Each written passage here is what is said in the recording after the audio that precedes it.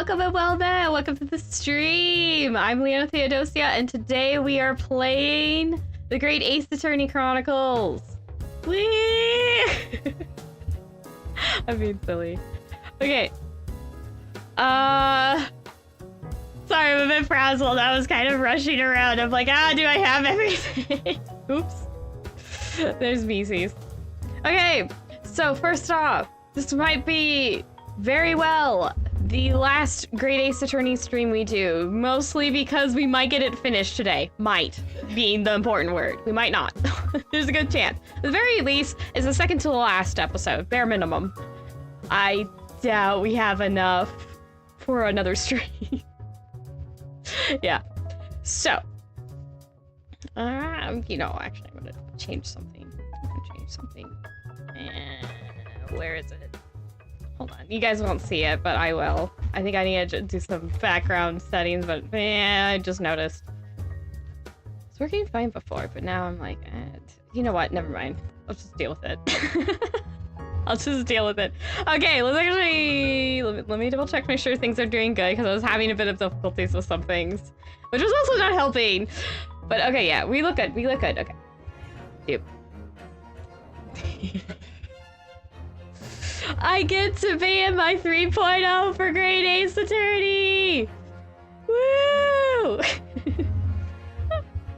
No, it's gonna bug me. I need to change that. Hold on. I need to mess around with some settings in the background. But, where is it? No, wait. I went too far. Oh gosh, where is it? What is this? What am I doing? Okay, this. I'm sorry, I'm such a klutz today. This is what I get for taking one day off. I just don't remember how to do anything. Why am I like this? Okay, that won't bug me.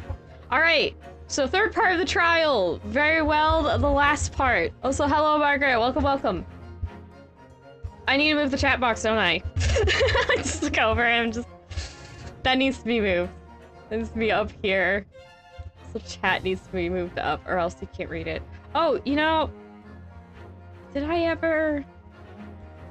I didn't make the thing darker. Let me see if I can do that quickly for you guys. Because I'm sure some of you might have things to say. Just, you know, sinking suspicion. You Macy's might have something to say. Where was the option, though? I only ever did this once. Was it in this? No, it's not that. Oh, I think it's this. Let's see. Okay. That's kind of what I want. But no. Okay. Where was the thing? It wasn't that hard. I'm just dumb. I'm not used to the settings because I haven't used this streaming setup for very long. It's not that. Okay, well, it's not in here, is it? No, it's not. I don't know where it went. I'll have to look it up later. Sorry. I should have made it a darker piece of paper. So, because I had a white background. So that's my bad. It's gonna be a little hard to read, but I think it should still show up even Twitch and YouTube on the side, so it'll still be legible somewhere. Oh well. Okay, little Macy's. There you go. I think I need to scoot over. I'm gonna be in the way if I stay there. Alright, let's actually get to the proper, besides me having technical difficulties because I'm a dingus. Hello, Grandma Iris. I almost said Margaret Ann because I read Margaret's name again. Why am I like that? Oh. And this is why I didn't immediately start the game. Gory is just staring down me, Kotsuba. No, I'm talking over you, Cosmo. Deal with it. And Barack's just like, I still don't want to be here. Oh gosh. Alright, what's Cosmo saying? Jumping right into this. Now. Oh gosh, how did I do Cosmo's voice? Right, it's... So, witnesses. Please state your name and occupation for the court. Yujin Mikotsuba, lecturer in forensic medicine at Imperial Yume University in Tokyo, Japan.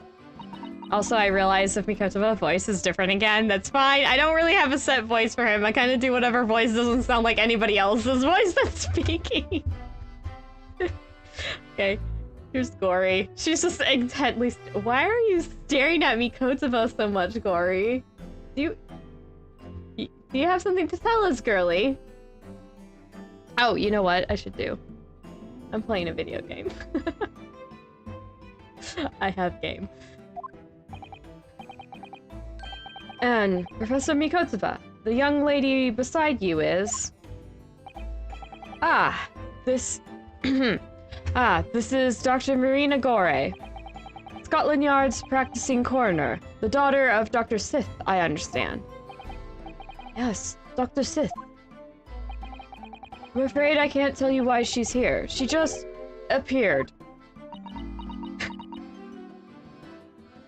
She's a little more macabre than I like, but I still like Gore. She's so silly. Just because she's unabashedly herself, and I appreciate her for that. She really... Do you want to talk to Mikoto? I genuinely do not remember why she's staring at him so much. Oh, hello.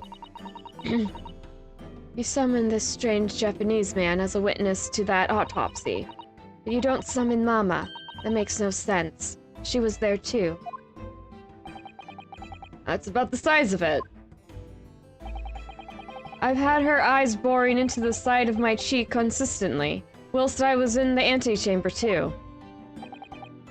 Lord man, the idea of it's making me shudder. The revelations about Dr. Sith that came to light just some days ago defiled the reputation of the entire judiciary. She was therefore deemed unfit to appear as a witness in today's proceedings.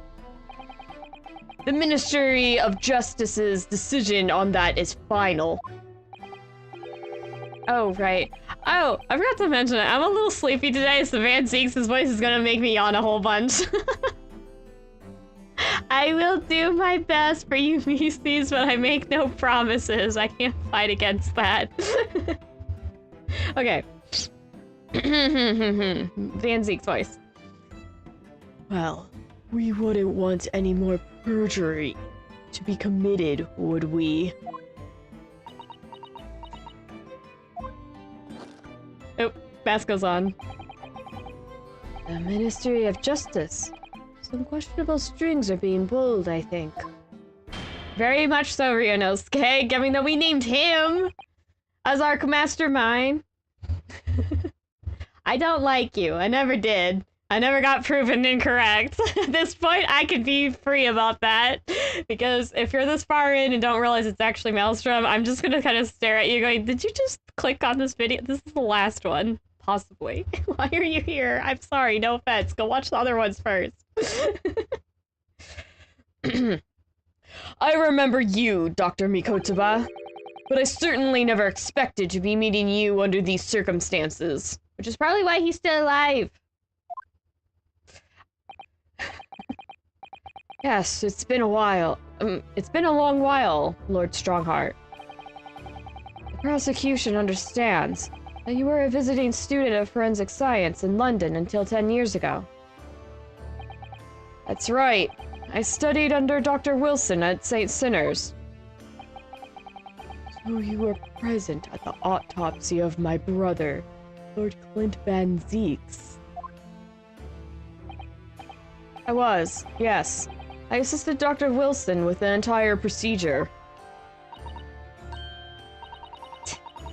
Amma is far more skilled than any Japanese man. Gore, don't be rude!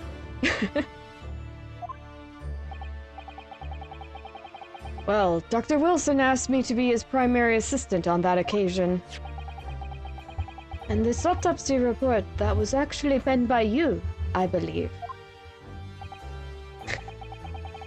Does he? I don't find them weird. Yes, I noted all of the doctor's findings when we were done. He read through the document and signed it. Poor Mama. A secondary assistant. She wouldn't have such a good view of all the innards. I don't need to know that. So... so, Professor, do you remember Inspector Gregson? Yes, of course. If it wasn't for his insistence, Lord Van Zeek's autopsy would never have happened. But he was absolutely convinced that it would reveal decisive evidence against Genshin, you see. Oh, hello, Frug. Welcome, welcome. So Lord Strongheart had to entreat the nobility to allow it to take place. Do correct me if I'm Okay, try again. Do correct me if I'm wrong, my lord. It was as a result of that autopsy that a mass murderer was apprehended and justice was done. Doubt. Genshin admitted it before he was killed. He admitted that the results of the autopsy were fabricated. You were there at the time, so you must testify. You have an obligation to tell the truth. But okay, try again.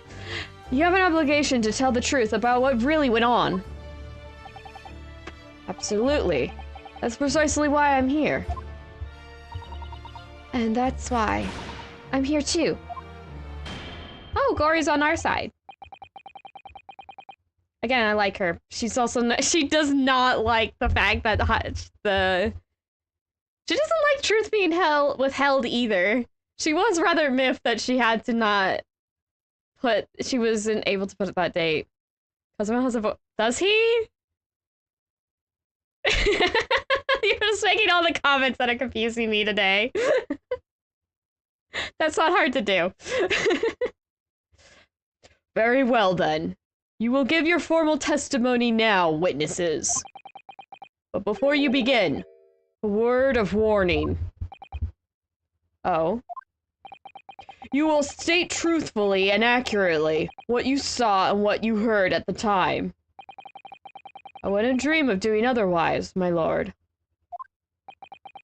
It's a nice surprise. She was like, I know! I think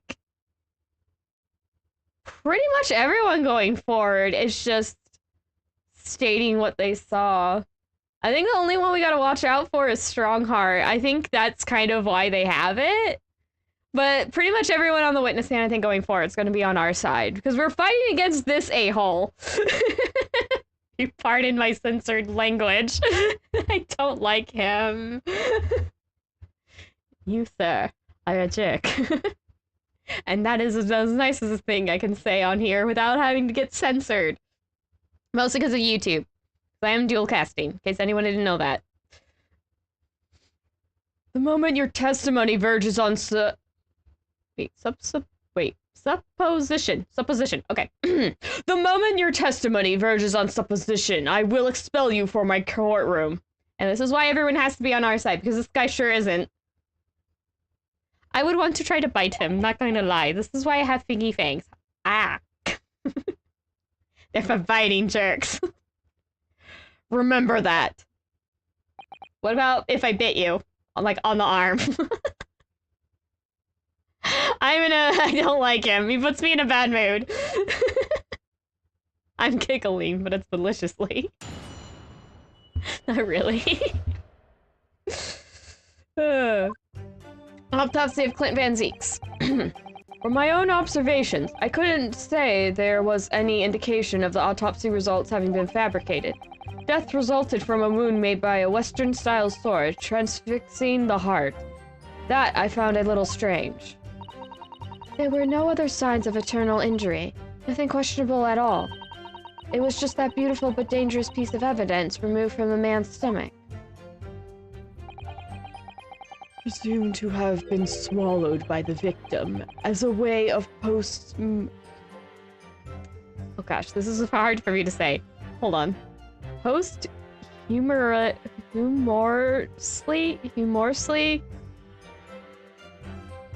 I'm gonna just say post-death just so we don't spend the next 10 minutes of me trying to figure out how to say this right now because I don't have the brain cells for it at the moment. Moving on. Presumed to have been swallowed by the victim as a way of post-death identify... That doesn't make sense though. Ah! Okay, it's just that word. Identifying his assailant. I don't know. Okay, moving on. Just moving on. I don't want to stay stuck on that. I should know how to say it, but right now it's just not coming to mind. No indication. Nothing to suggest fabrication? Professor Mikotoba, are you certain about that? Well, nothing I could positively identify as such. Much less swear to in testimony. Okay, let me make this a tiny bit. I'm gonna make this a bit smaller. This is kind of getting into people's faces a little bit, but if I move it up there. Okay, there we go. Post to Musly? Post to Musly? That doesn't sound right. Is that how you pronounce it? Okay, thank you for trying to help. I'm trying. Oh yeah, I'm looking this way because for me, chat's this way. It's not up in the corner for me. That's gonna confuse some people if I don't point it out. Mule. Post to Mule? Post to Mule. Okay, thank you. At least that's closer than I was getting. Okay. Well, oh, okay, read this. Ah! Yeah, laugh it up, big guy. You won't be laughing for very long. Yeah, sure. This is the face of a totally not suspicious guy. Like, right here. Uh-huh. Sure. Mm-hmm. I totally believe this guy's a good guy. Oh, yeah. Totally good. No. No, he's not. Nope. Don't believe it. He's just laughing maniacally. Well, that clears things up nicely. The only fabrication here, Osogi, has come from you. What? You claim the inspector confessed just before his death, but that is the fabrication. No, he freely acknowledged it. I swear he did. Freely, with the tip of a sword at his throat. The man was clearly at his wit's end. The court will give no credence to this confession that was uttered in obvious desperation. Quite simply, there was nothing questionable about the investigation of Lord Clint Van Zeek's death. And with this testimony we have, without question, uncovered the whole truth of the matter. Gory is so... Why does she have... She's just holding on to the... What is it? Cleaver? The butcher's knife cleaver? And probably the scalpel in the other hand. This lady is armed! I'm not sure if she's exactly dangerous, but she's certainly armed. If I may, my lord. There was most certainly something questionable about it, and the whole truth does rather elude us, I feel. I beg your pardon. Well, you're obviously aware of the facts of the case. All 4 of the professor's previous victims died when an enormous beast was set upon them that ripped out their throats. Oh, such horrifying crimes. But curiously, the killer's last victim, Lord Clint Van Zeeks, suffered a different fate. Yes, you're right. He was stabbed through the heart with a sword. I feel like I'm always slightly off with the voices today. It's been too long since I've done this. That's enough. I believe I warned you about this, witness.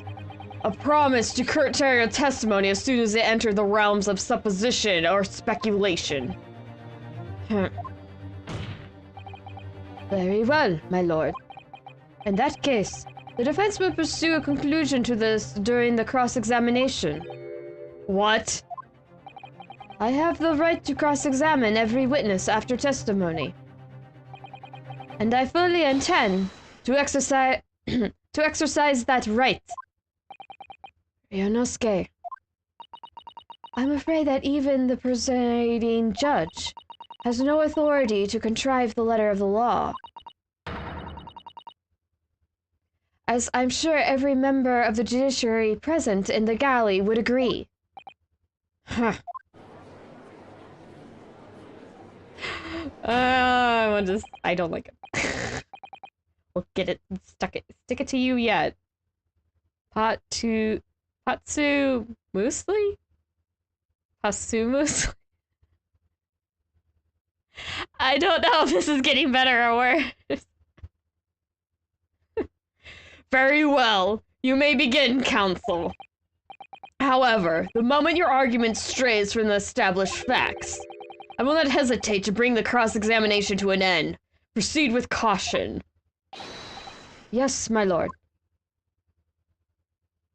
I think I know what to do. Possibly. What exactly to do? Not so sure. But I think I have an idea of what I need to do. Hold on, let me suspend. Oh wait, I have to finish, let the text show. It won't let me pull up the menu until the... I don't know why I was weirded out the fact that I had a newspaper. I have a lot of things in my pocket. Why was the Why is the newspaper the one that catches me off guard? Posthumously? I'm just gonna pronounce it that way. That's not the right way, but it's just, I don't know, it's what I got. Where was it? What was I looking for? No, it's not here. Oh, autopsy report. This one. I think. Oh! External room. No, okay, not that. Oh, here we go. Here we go. This is what I was looking for. Autopsy findings. It's page 3. I think it might ask us, like, might show, like, autopsy report, observations, autopsy findings, or it might be observation, additional notes, autopsy findings. So it is important to note that. So it's page 3 on the autopsy findings. They see the last sentence there. No internal trauma noted anywhere in the body. That's going to be important. And wait, I don't have... Okay, I don't have that. Okay, I think I have an idea what to do. I don't need this. Where's Gory? I need to talk to her. Yeah, this one. The dangerous piece of evidence. I need to learn that. Hold it! What is this evidence? What exactly was it, though? What does beautiful but dangerous mean? Well, it was sparkly and round, with a hole, as if it might slip over a finger, perhaps. It was a ring, belonging to Genshin Asogi. My father's ring was inside the victim's stomach. At the time, Genshin wore a large ring on the digitus quadratus of his left hand. The fourth, or ring finger. Cause you just said it that way. I'd understood it was some sort of keepsake. When my father left Japan for London 16 years ago, I was 8 years old. But I remember that ring. You do? My father's possessions were sent to our family home in Japan after his death, but the ring wasn't among them. Obviously not. It was a key piece of evidence. It remains under lock and key in the stores at Scotland Yard to this day. After the autopsy, Genshin was summoned by the police to check for the presence of his ring. It wasn't on his hand, of course. Moreover, there were deep abrasions on his finger where it had been pulled off. Wasn't Van Zeeks just telling... Okay, I say was, but it's been a while since we had the last stream of this. But Van Zeeks told us the story of him and Genshin got attacked. And... didn't he say that Genshin's, like, finger or hand was hurt afterward? Van Zeeks, are you piecing it together? They arrested the man there and then, right before my eyes. How could they? I brought the ring, along with me today. What? Here it is. A bit dusty from years in the stores. Good gracious! Yes, that's it. I haven't seen that in 10 long years. And that was found inside the victim's stomach. Yes, I'm afraid so. You hesitated there, Professor Mikotoba. Should we read something into that? Ah, well, it's just that thinking back now. I didn't actually witness the moment it was extracted from the victim's body. Oh my, really? At that precise moment, Dr. Wilson asked me to fetch him a new scalpel, you see. Dr. Gore, the removal of historic evidence from the stores requires my consent, does it not? Is she gonna put on her mask? There it goes. She doesn't care. Gore putting on her mask is almost like her putting her hand in somebody's face like, I don't want to talk to you, stop talking to me. I don't think Gore cares. Strong heart. Okay. However it came to be here, the court cannot deny that this is crucial evidence for today's proceedings. Very well. You may submit it. Soki's ring. Okay, got that. It's not the sort of ring normally seen in Japan. They almost look like claws protecting that jewel. We must examine it very carefully, Mr. Naruhodo. Very carefully indeed. We will do so momentarily. Hi, Fanzinks! What's up? I don't know why I'm trying to talk to Fanzinks, but it's also I have to wait for him to finish speaking for me to be able to move. Okay. A ring belonging to Genshin Asoki found in Lord Clit Van Zeek's stomach during the autopsy. The claws clasping the gem look sharp enough to cause a very nasty scratch. Yeah, this thing is covered in points. Yeah, that thing they found in his stomach. But we have no internal trauma noted anywhere in the body. Yeah, that thing is somebody's body. Yet no internal injuries whatsoever. Yeah. No. That's suspicious, but let me look at this. They might have to look. Oh my gosh, look how sharp this thing is. How big is it? That's supposed to be a finger. This thing is almost as thick as a finger and somebody swallowed that? Yeah, no. I've gotten less tiny, sharp, like chip pieces stuck in my throat, and that's unpleasant enough as is. Thank you very much. Would not recommend that. Eating this? Where are you? Oh, I need to move. Hello.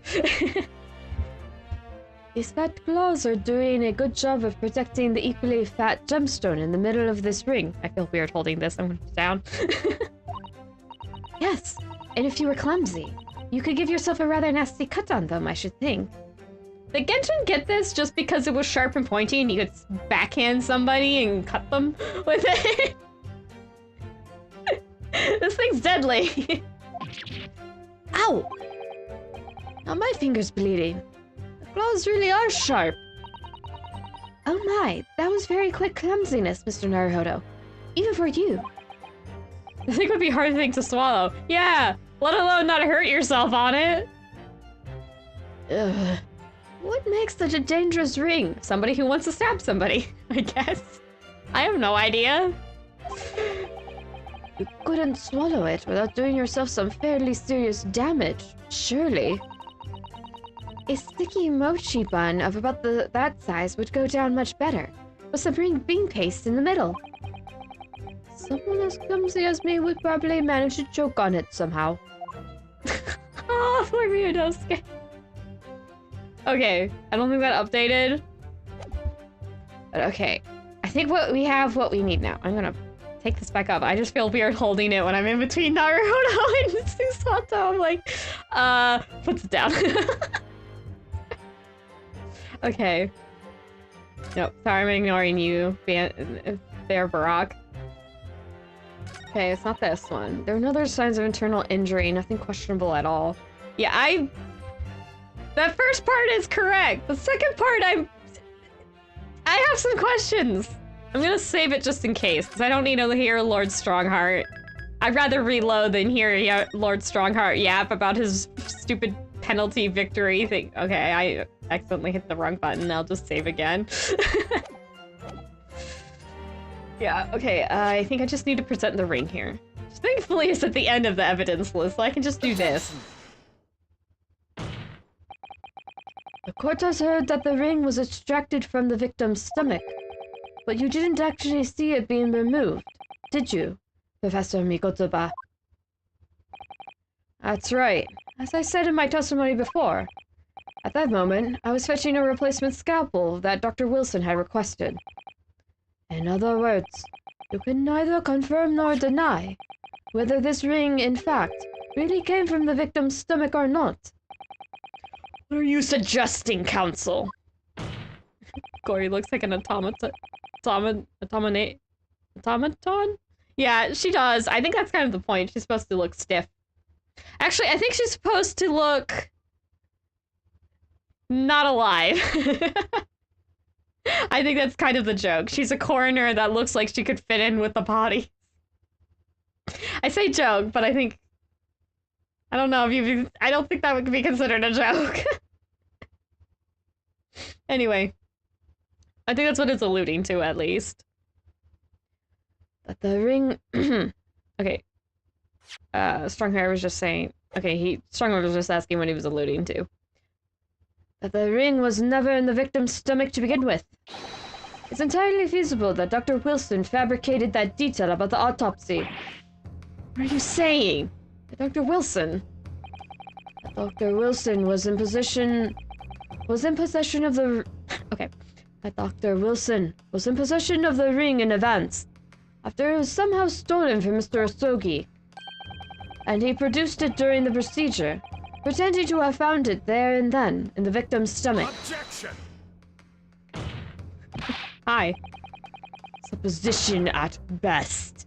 What possible evidence do you have to support such a rash claim? This evidence, right here. That's the autopsy report. It's explicit in that report, counsel. Other than the ring, nothing unusual was noted internally. So I'm not sure how you intend to prove your point. You've already done it for me, my lord. The lack of internal injury says it all. What? To swallow a ring of this size would require considerable effort and determination. And in addition to its size, there are the sharp claws around the gemstone to contend with. My brother was a determined man, and on the brink of death. Even more so, I'm sure. He would have stopped at nothing to ensure that that evil killer was brought to justice. But if he really had swallowed that enormous ring, it's inconceivable that no traces of its passage down his throat would have remained as internal trauma. No.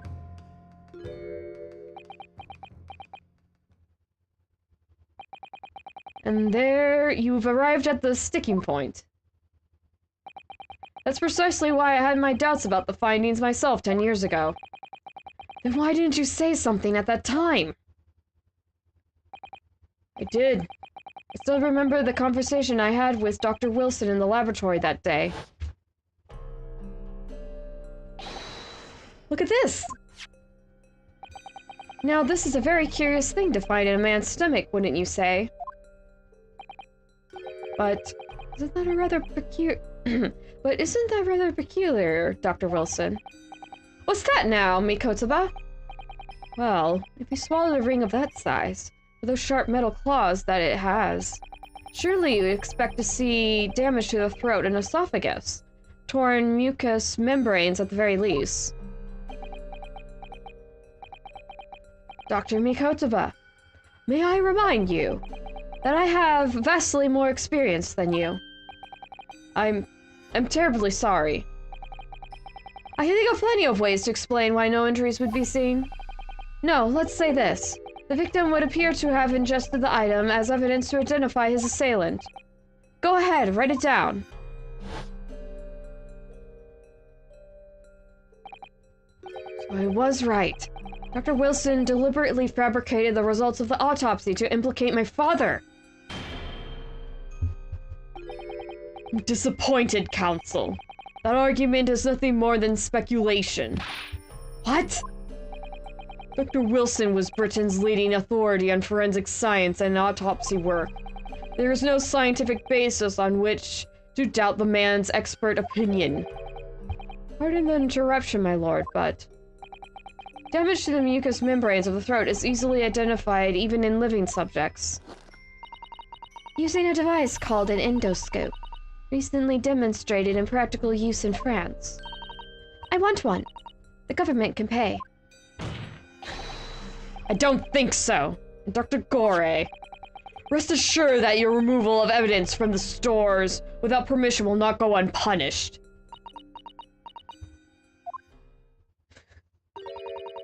We open up the dead to find the truth. I beg your pardon. But Mama, she chose to stitch her corpses up, with all her secrets inside. That's wrong. Get told off.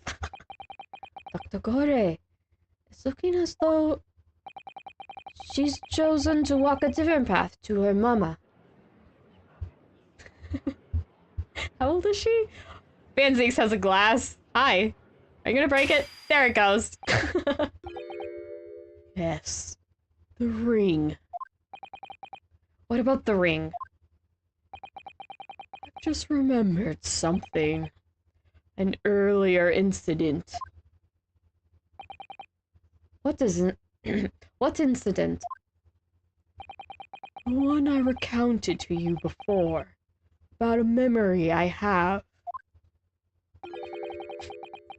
Of Genshin Osogi saving my life. What? My father saved your life? Yes. Genshin was cool like that. That's kind of why you're mad he's gone, Osogi. What? My dad's really cool and saved a man's life. I'm sorry, I still to this day like sassing Osogi for that. I'm like, yes, Kazuma. Your dad's cool. Anyway. It was 10 years ago, on a foggy night. Genshin and I were walking down some back streets at a late hour. All of a sudden... Sleepy Leo. Don't make a peep. You're coming with us. All of our assailants were armed with pistols, their faces obscured by scarves. Oop.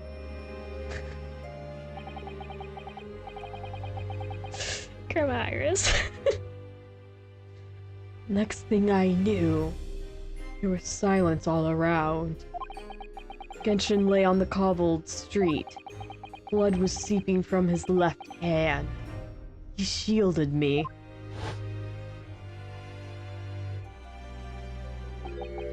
It was on the ring finger of his left hand that he used to wear that ring. Oh, wait. On the finger of his left hand that he used to wear. Yeah, okay, I read that correctly. Ah! Are you saying? I always believed those thugs were after me. And now, I'm starting to question if perhaps I wasn't the intended target after all. Wait, but... Genshin was arrested 2 days after that attack. And in that short interval, the decisive evidence needed to indict him was miraculously found. You mean, the ring was stolen from him? You think that's what those thugs were after that night? Objection! Why are you objecting? This is like proving you're... I'm gonna punch you, Kazuma. You're gonna be an idiot! You pathetic coward. You expect me to believe that you weren't involved? Yeah, I'm gonna smack this child. Not Van Zeeks. He deserves to be smacked for something else. Why are you both idiots? Why? Come on. The children are gonna start bickering and the adults are like, come on, we got a mystery to solve. What do you mean by that? It was you, wasn't it? You're the one who took it.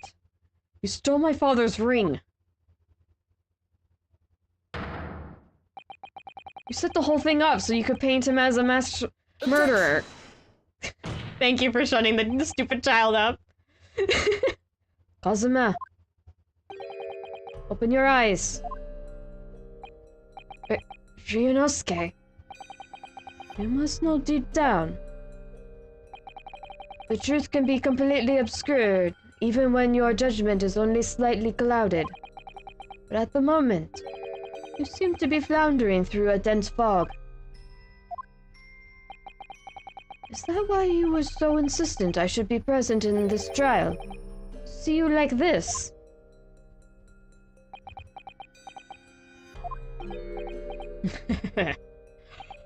Well, this is an amusing spectacle. What a grandiose expression on your face. As if you were Lady Justice herself. It seems you've thoroughly convinced yourself of this alleged fabrication of the autopsy results. So much so that you're apparently blind to the blatantly contradiction that would be born out of it. What? Though it is extremely hard to believe, let us imagine that there was some misconduct during the autopsy. If that were the case, why would Asogi not have disputed the findings in his trial? Oh. In the closed court hearing 10 years ago, the defendant never once denied the claims against him. Isn't that right, Lord Van Zeeks?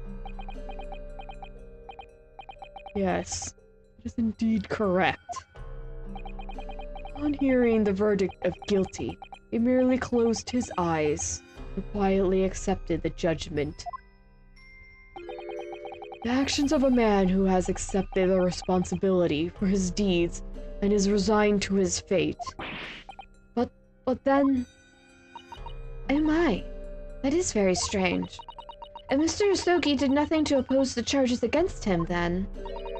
That would surely mean there was no fabricated evidence.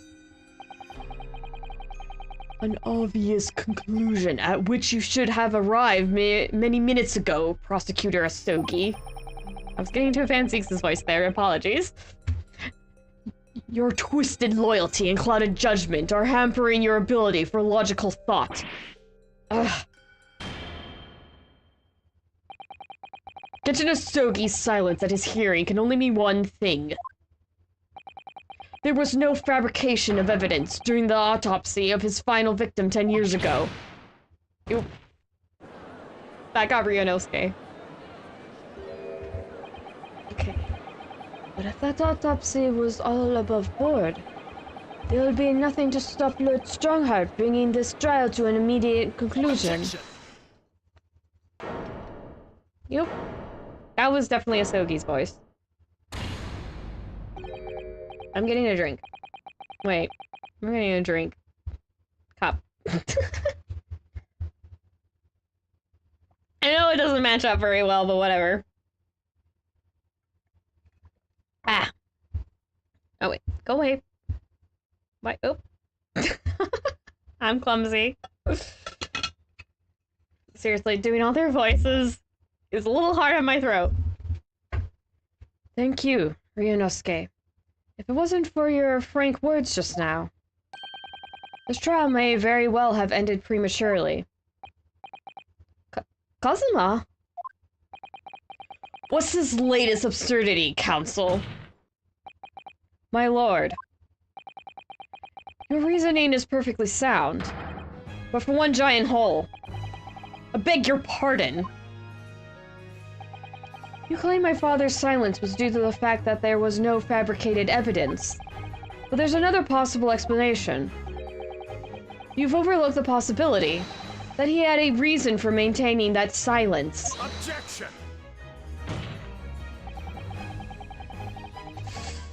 There's just everybody. There is 4 people in this room that are just shouting things out.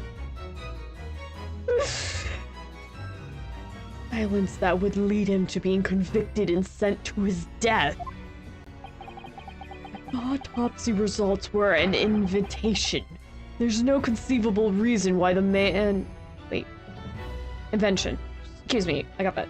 So, try again. The autopsy results were an invention. There's no conceivable reason why the man wouldn't have protested. Objection. Cosmo theme. I like Cosmos. The music revolving around Cosmo. Oh, those results were an invention, all right. There's no question of that. Or are you forgetting that 2 people with a connection to that autopsy have been assassinated? If I force the grievances I feel... If I force the grievances I feel from my mind, I start to see you in a very different light. I think perhaps it's you who's been living in delusion these 10 years. Now we're finally getting to it!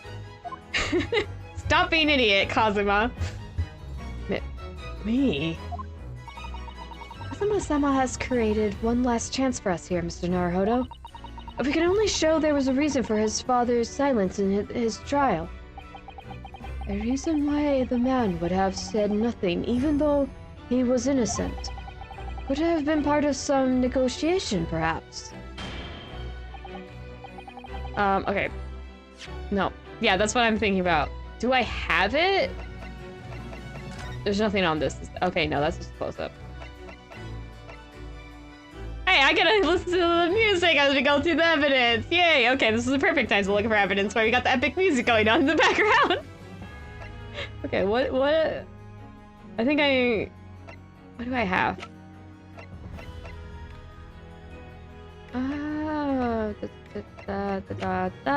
We need something from a while. The only weapon I have left. This might be it? This might be useful. Or... it's not this. A drill. Yeah, I guess it would be this. What does it say? Okay. I, Ryunosuke, hereby request that upon my death, any and all material possessions and my wealth belonging to me in London be delivered to my son Kazuma Osogi in the Empire of Japan. It is with deep sadness that I accept my fate in this foreign land, and knowledge that I will never see my homeland or family again, but I regret nothing about my chosen path. I, Ryunosuke, hereby... oh wait, no, this... okay, it was just a 2. It's just looping. So last will and testament. This isn't really... because he had the prison escape. Oh, wait, do we have to use Mr. Visuals? I'm not sure exactly what I have to use here. I know what I'm trying to get at, because he had... you know, Genshin, he was actually killed in the graveyard, so people had planned his...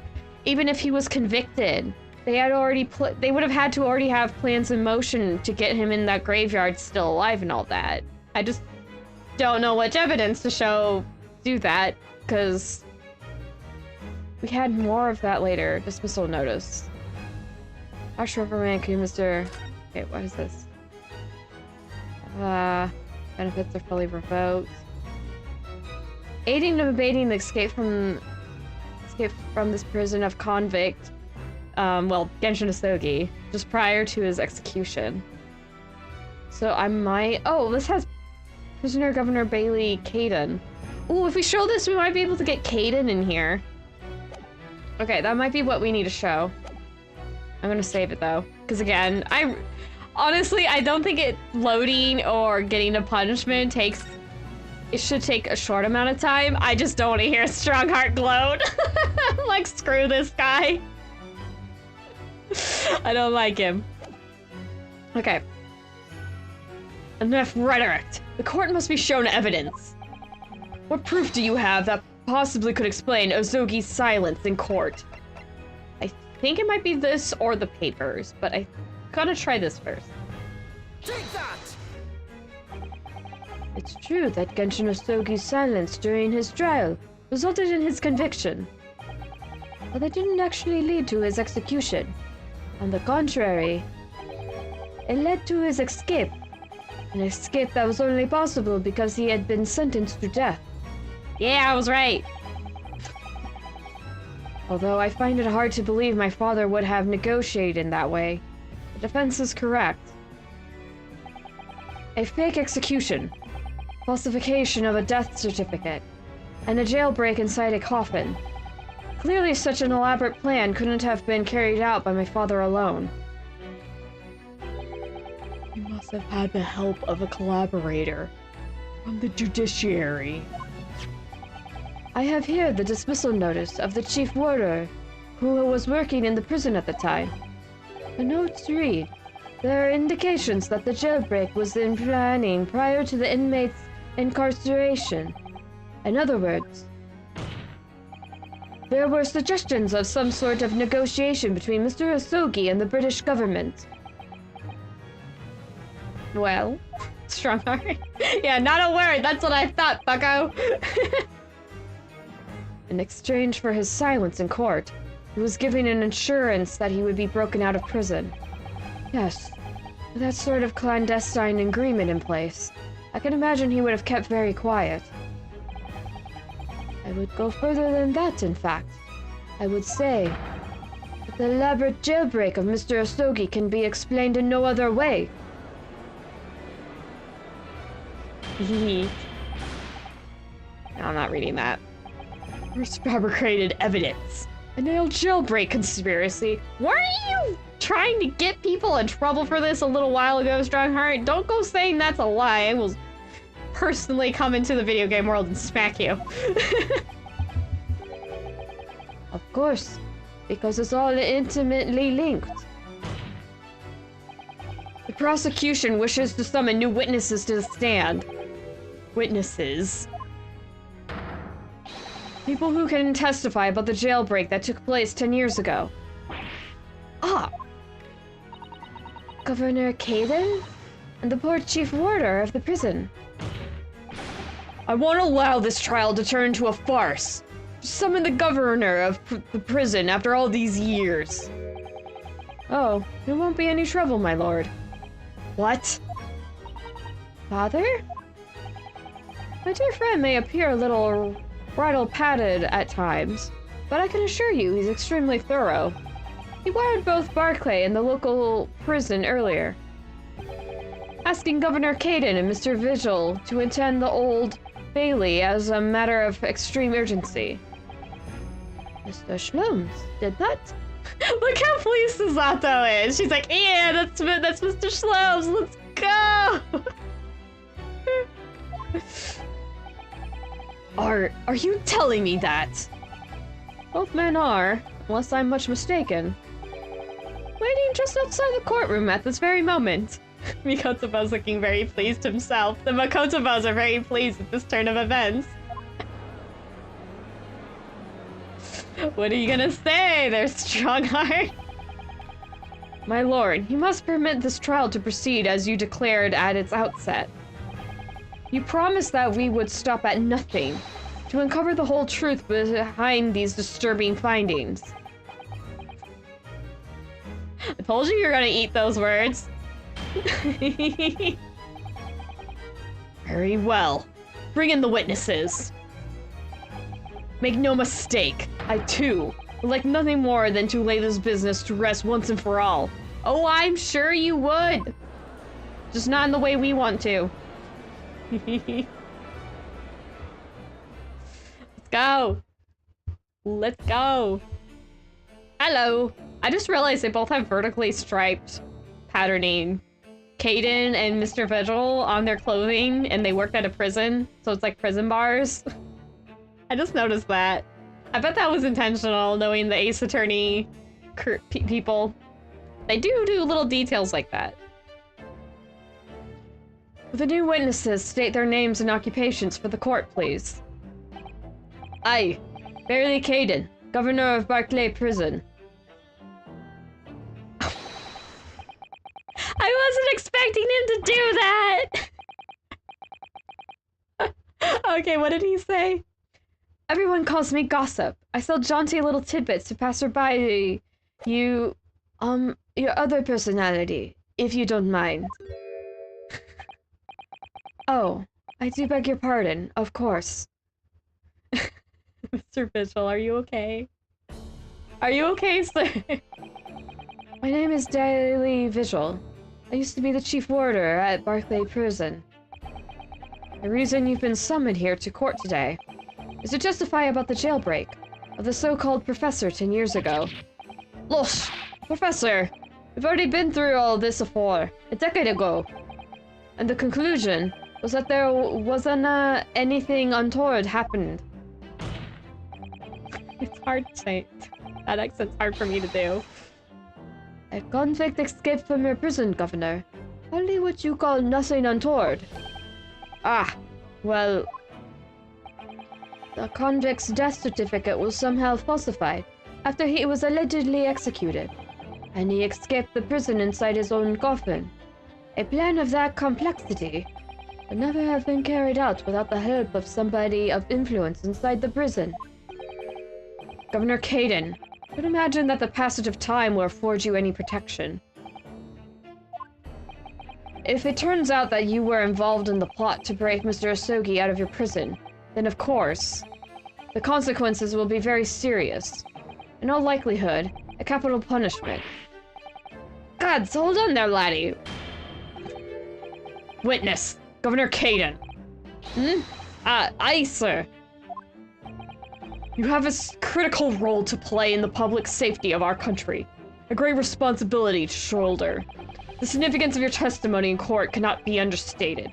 Therefore, think carefully before you speak. And Prosecutor Asogi, if you threaten the witness again, you'll be held in contempt of court. My apologies, my lord.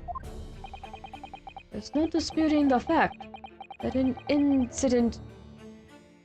intricate jailbreak plot was enacted 10 years ago.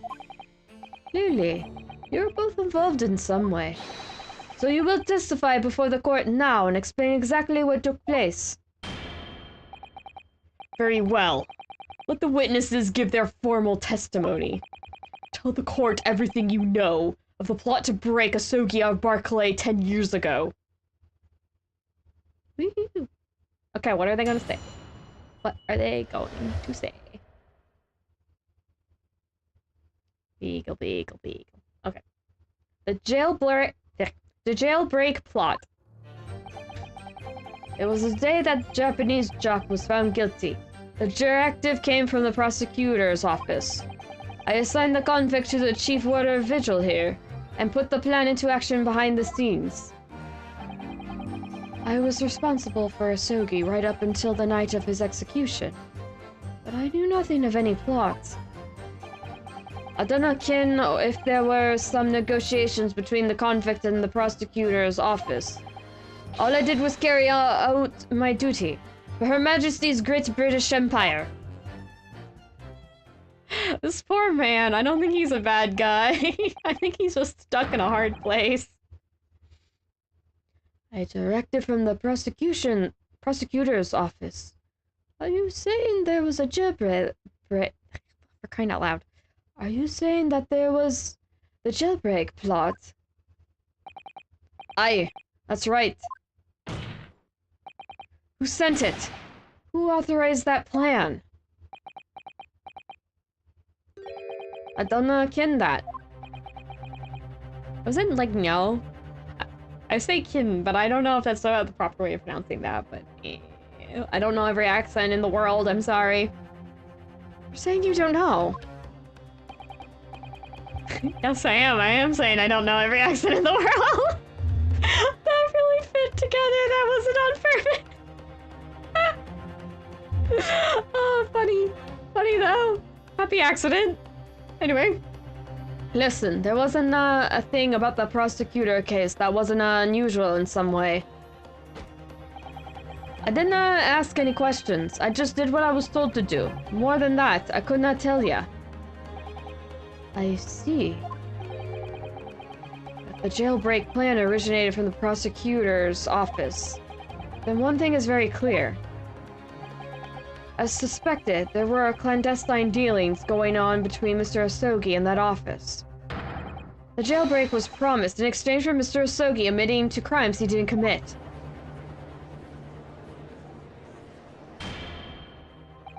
I'm sorry I'm laughing about the way Asogi's standing. I know I'm kind of blocking it, but I was just looking. I'm like, when he's pointing like that, like, he's standing all like prim and pretty.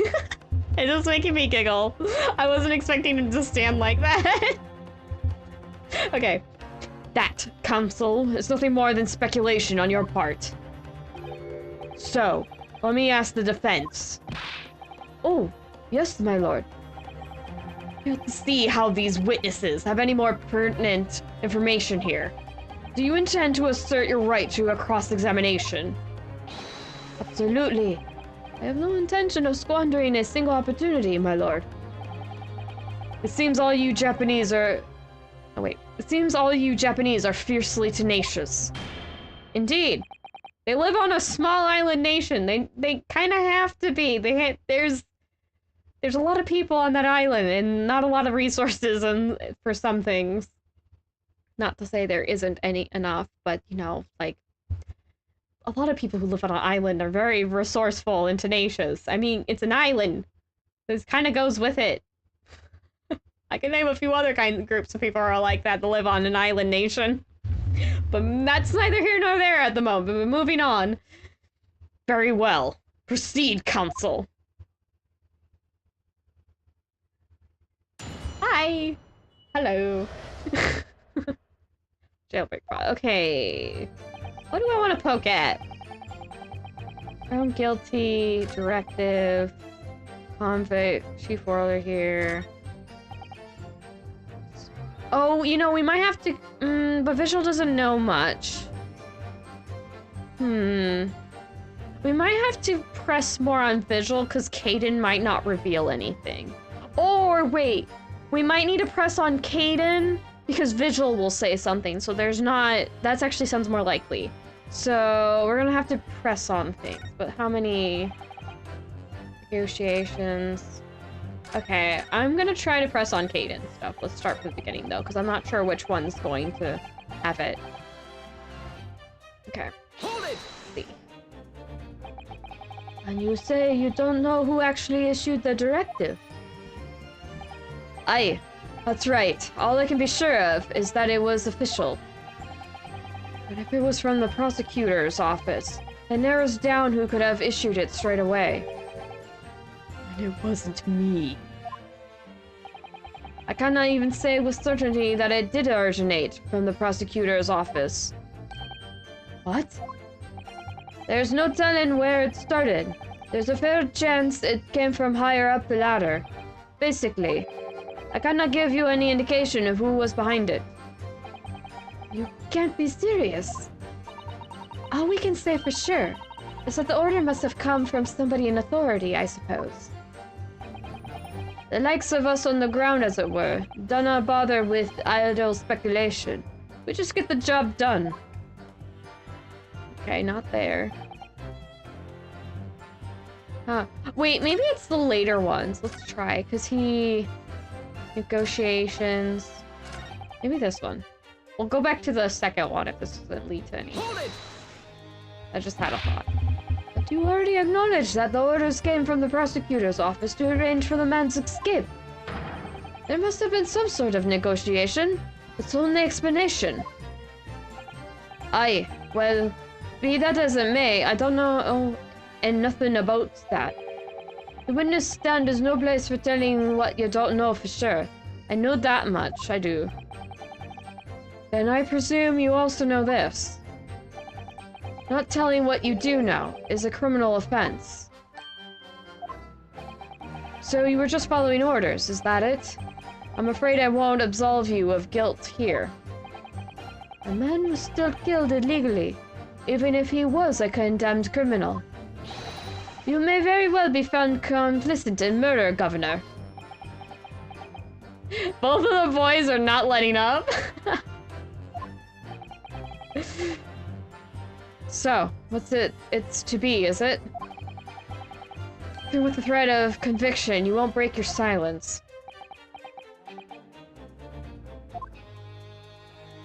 Is there okay, yeah, let's go. Maybe he does have something to say. What is it? Did you not notice anything unusual happening in the lead up to that night? Oh, everything was unusual. Exception after exception. After all, it was a professor. The man had terrorized the country as never before with his crimes. In order to hide his identity, he was forced to wear an iron mask over his head. Hideous treatment. The fellow was surprisingly docile for someone who had taken the lives of the country's nobles. Being the chief warder, I was the only person permitted to approach his cell.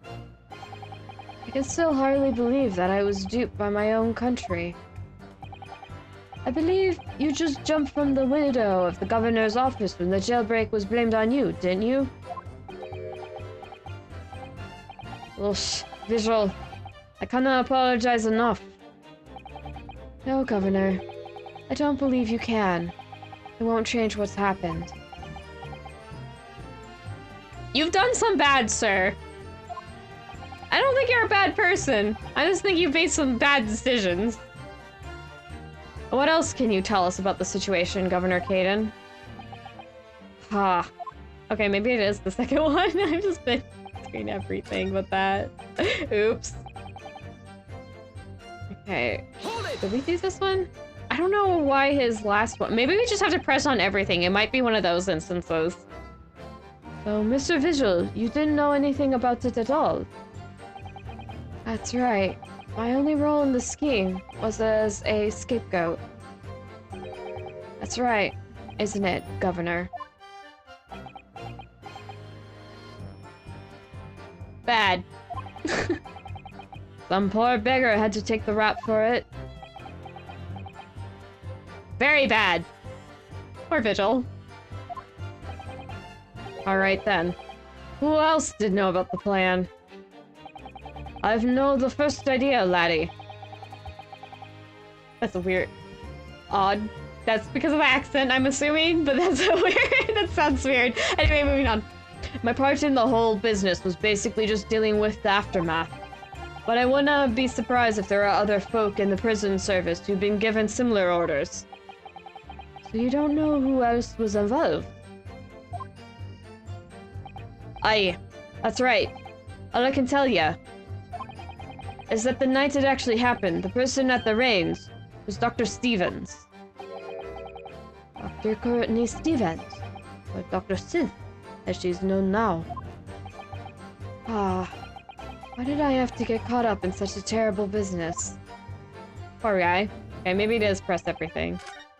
Or I'm missing something. We'll check the evidence after this. Okay. I might need the hint. Did you carry out the plan in its entirety? Aye. I did everything I could at the time. As you know, Ryunosuke was shot dead in Lowgate Cemetery after the escape. Tell me, was that part of the plan too? My instructions were to do with getting the jock out of the jail and nothing more. I cannot tell you anything about what happened after that. Only... Personally, I believe his death was the last part of... Are you okay, Visual? He is not. Mr. Visual, is something wrong? Oh dear. Somebody be there to catch him if he faints again. Yes, sir. What can I do for you, sir? Was Caden saluting too? He's saluting now. What is it? Some sort of Berkeley convention. I know, right? They're both doing it. What Governor Gaydon was just saying seemed to upset you. Did it bring something to mind, perhaps?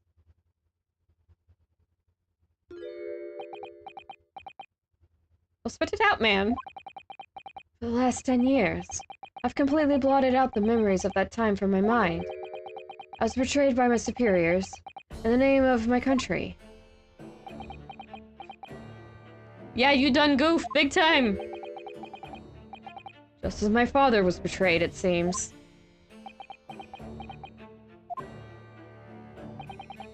But you see, thinking back now, I really can't imagine the shooting of Mr. Stokie in the cemetery was ever part of the plan. What makes you think that? Well, it just doesn't make sense, does it? To make the man admit to crimes he didn't commit, with the promise of a jailbreak, only to kill him in the end. That's treachery of the worst kind. But the point is, if the intention was always to betray him, why would there be any need for all the chicaneries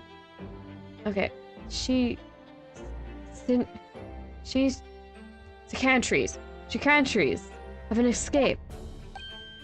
Oh! Yes, that's quite true. Whoever negotiated with Asogi never intended to keep his or her end of the bargain. It would have been far simpler just to let the man be executed in prison as dictated by his sentence. It all happened in that vast chamber of secrets that is Barclay, behind the high prison walls. I suppose nobody knows what really went on in the execution room now. Yes, it's an unsettling mystery, certainly. Truth be told, there is a wee matter that's never quite made sense to me. If you believe there was some kind of negotiation behind the jailbreak, between Asogi and a blood body at the top, it does not quite add up, does it? Governor Caden. Okay, that's wrong voice. Governor Caden, I must insist that you explain these doubts you have by amending your formal testimony. Gods! Go on then. We must be doing it right, because he got grumpy. It seems to me that the Japanese fella did not have nothing to bargain with. Ooh, but he did! Okay, I know where that is, more or less. There. The Sogi papers. The only weapon I have left. I'm gonna save it though, because that was a lot of dialogue. I don't want to do that again. And also, I also really don't want to hear Strongheart float if I'm wrong. I think it's these. Objection! Is it? Oh yeah, the music's out. Okay. Confessing under oath to murders he didn't commit, on a verbal assurance of later being broken out of prison. Captain Asogi was taking an incredibly risky gamble. Very true. There was nothing to stop the British breaking their word and executing him behind closed doors anyway. Under normal circumstances, no man would stake his life on a gentleman's agreement like that. Which means that Mr. Asogi must have had a trump card. Something that guaranteed he wouldn't be betrayed. Some kind of weapon. Others, the fellow couldn't possibly have anything like that. But you know that he did, Governor. The Asogi papers. The name given to the last will and testament of Genshin Asogi. Ah! It turns out that Mr. Asogi was hiding his will in his cell at Barclay. Due for a vigil, got in with it one day. You squealed, didn't ya, you wee rat? Did I tell ya to keep that a secret? You can't touch me now. That's actually a really defiant face Mr. Visual has. Stop shaking him, Caden! You're slowly climbing down into the I don't like you list. If you keep this up, leave Mr. Visual alone. When Mr. Vigil got sight of that will through the bars of the convict's cell, Mr. Asogi pleaded with the warder. Alright then. But what's on that paper? A last will and testament. This will is the only weapon I have left now. Very important piece of paper, ain't it? A weapon. And after the convict had been killed following the elaborate pretense of the jailbreak, the document mysteriously disappeared, didn't it? Well, yes. All the prison warders searched through the belongings in the cell, but that will was just nowhere to be found. As I understand it, an exhaustive search was made for the document, which became known as the Usogi Papers. Governor Gaiden.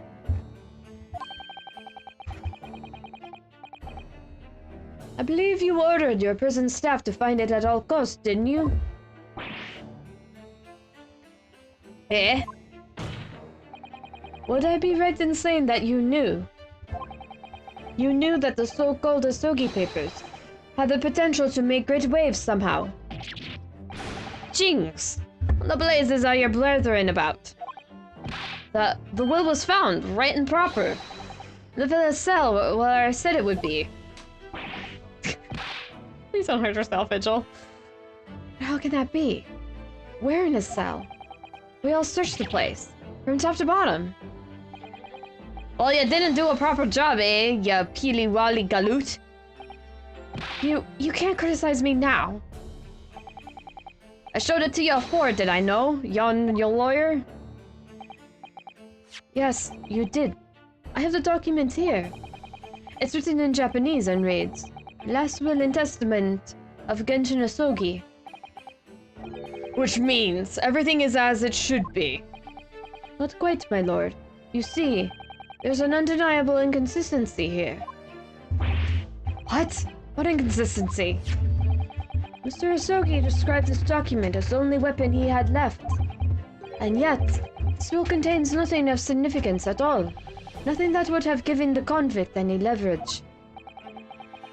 You suggesting, my learned friend, that the last will and testament stored at Barclay Prison all these years is actually a fake?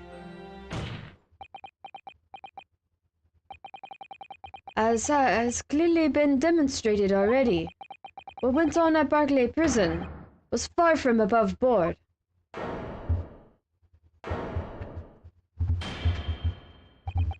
That last vilification by the defense was an affront to the entire British legal system. This absurd notion of a weapon is something for which we have only the former Chief Warder's word. The man could quite easily be lying, or at the very least, sorely mistaken. What? No! I definitely heard him say that. I swear. Clearly, we need to get to the bottom of this. We need to know exactly what happened with these so-called Usogi Papers. A waste of time. If the will was fake, where's the real document? Mr. Vigil was stabbed in the back by the judiciary 10 years ago. He lost everything. Very nearly his own life. And now you're just going to do it again. You're ready to brand him a liar and turn your back on him without even letting him defend himself. It's clear that Barclay Prison is hiding something.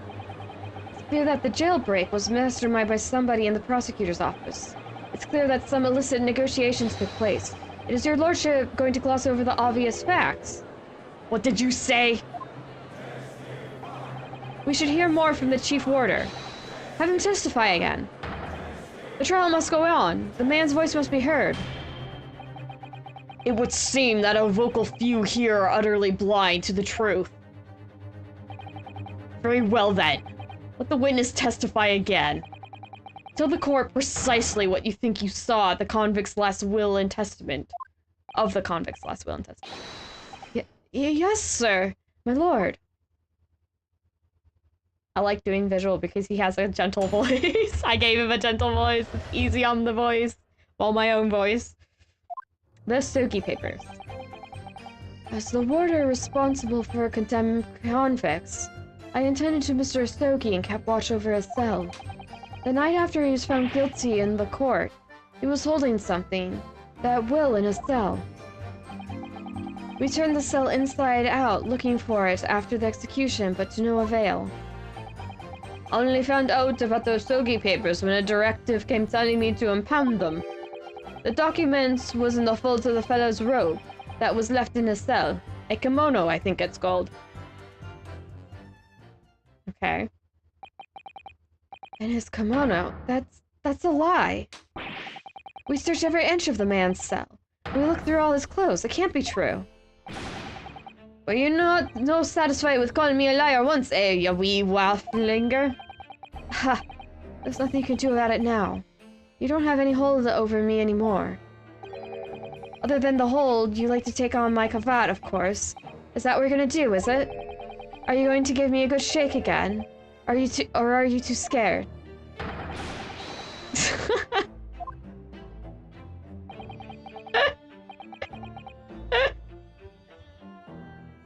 I can't help but laugh at the just that.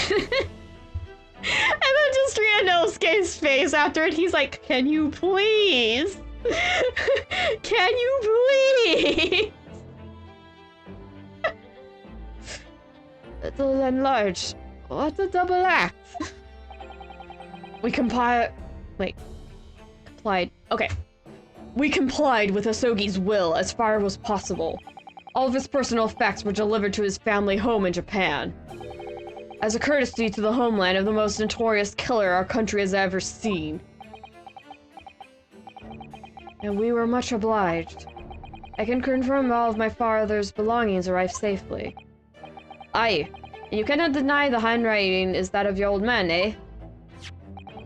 Yes. There's no mistaking that it's my father's brushwork. Really? And this last will and testament was the man's last weapon, was it? I think we can safely assume that the convict was merely prattling, knowing that his end was nigh. There was an evil face there. Hi, Kazuma. Evil. So, counsel for the defense. Your cross-examination, please. Let's go, Ryunosuke. Yes, my lord.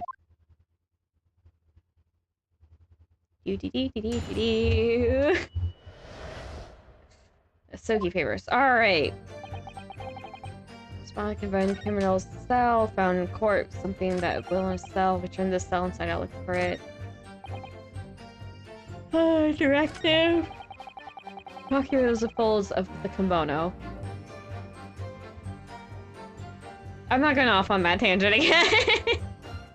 Though a kimono translates to a thing to wear. It's not a particular garment, though it's come to mean that. But its original meaning was just clothing.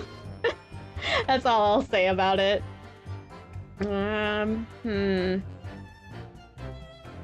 I don't know which sentence it is. I'm just gonna start from the beginning and we'll go see if we can find something. So, would that mean that you conversed with Mr. Asogi? Yes, certainly. Though there was precious little time before his execution was due. Well, at least he had someone to talk to. He was remarkably calm, considering his days were very much numbered. In all honesty, he really didn't strike one as a man capable of mass murder. But he confessed in full to the crimes. I know. That's why I felt compelled to ask him one day. I can still recall his reply. I'm guilty of the unforgivable crime of ending another human's life, yes. Just one, though. I do know it's human's life, as in possessive, but not like... See the little mark next to it? It's before the S, not after. If it was plural and possessive, the little, I don't know what it's properly called at the moment. I should, but it's not coming to mind right now. But it should go afterward, so it's not. So that's actually important. And it's hopefully not a typo.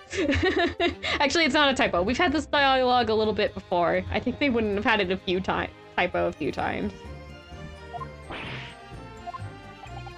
But he was so tranquil and intelligent. It put me in the mind of an Eastern holy man. What about the will you saw him with? What can you tell us about that?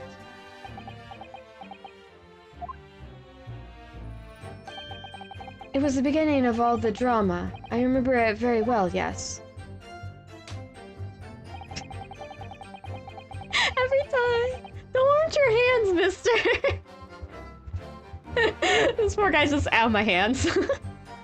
That sounds good. He was doing something with that will in himself. Okay. What about the will, though? Tell us more.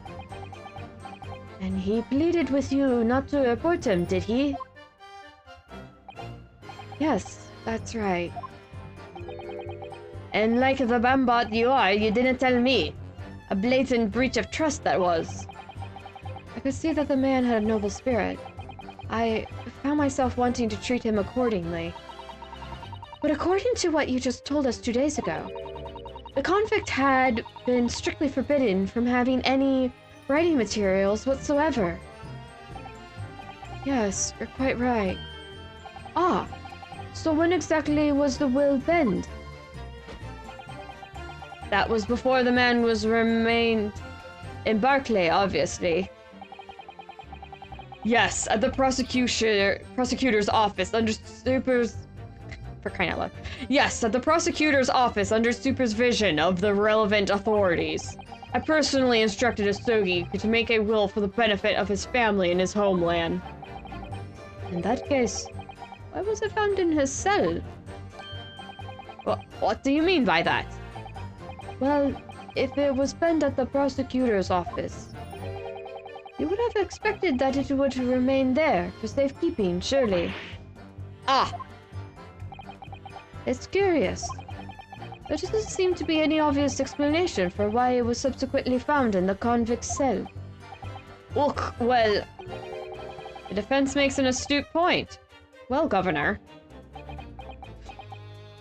Ah! Was he hiding different papers? This is not the first time we've had, like... I wouldn't call it a bait and switch, but you know, like... something to that effect. Even though nothing was... Well, maybe this time something was switched out. Something's going on. We've already had somebody sneak in the ring to a guy's stomach, supposedly. Are you guilty of the same thing, Caden? Prisoner Gover cannot be expected to ken the inner workings of the prosecutor's office. In that case, Lord Strongheart, perhaps you can shed some light on the matter. I'm unable to offer an explanation here and now. There is something to uncover. I would have to consult with the notary responsible for the will at the time. Ryunosuke's like, ha! The pauses are getting me today. The fact that my father's will was discovered in his cell is clearly inconsistent with what was expected. I want to know why. Another inexplicable mystery, then. Well, the thing is about that will. Okay. We are getting a picture here pressing on everything. It was the governor who ordered the search for the will, as I understand it. Is that right? Yes, and when I reported back that we couldn't find it, he grabbed me by the cravat and yelled, "It cannot have disappeared completely," in my face. Well, it's due to the governor to keep everybody working as hard as they should. I think the governor needs a wee taste of his own medicine, Mr. Naruhodo. The point is, it was clearly considered a very important document, wasn't it? But it proved impossible to find. That's right. Then before I knew it, it was in the morning paper, that blood-curdling article. The executed mass murderer who risen from the dead. Oh, you mean... The article based on Mr. Drebber's experience in the Lowgate Cemetery. Yes, that was it. The day after I read that news, I was summoned to the governor's office, and that's when the awful accusation was made. That you aided Genshin Osogi to escape from the prison, resulting in your immediate dismissal. I'm afraid I really don't remember anything after that. As a governor of the prison, I had no choice. I could not have done anything else. Really? Okay.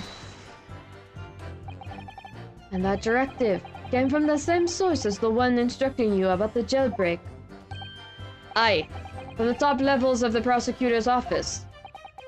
What name was on it? I didn't know before, and I don't know now.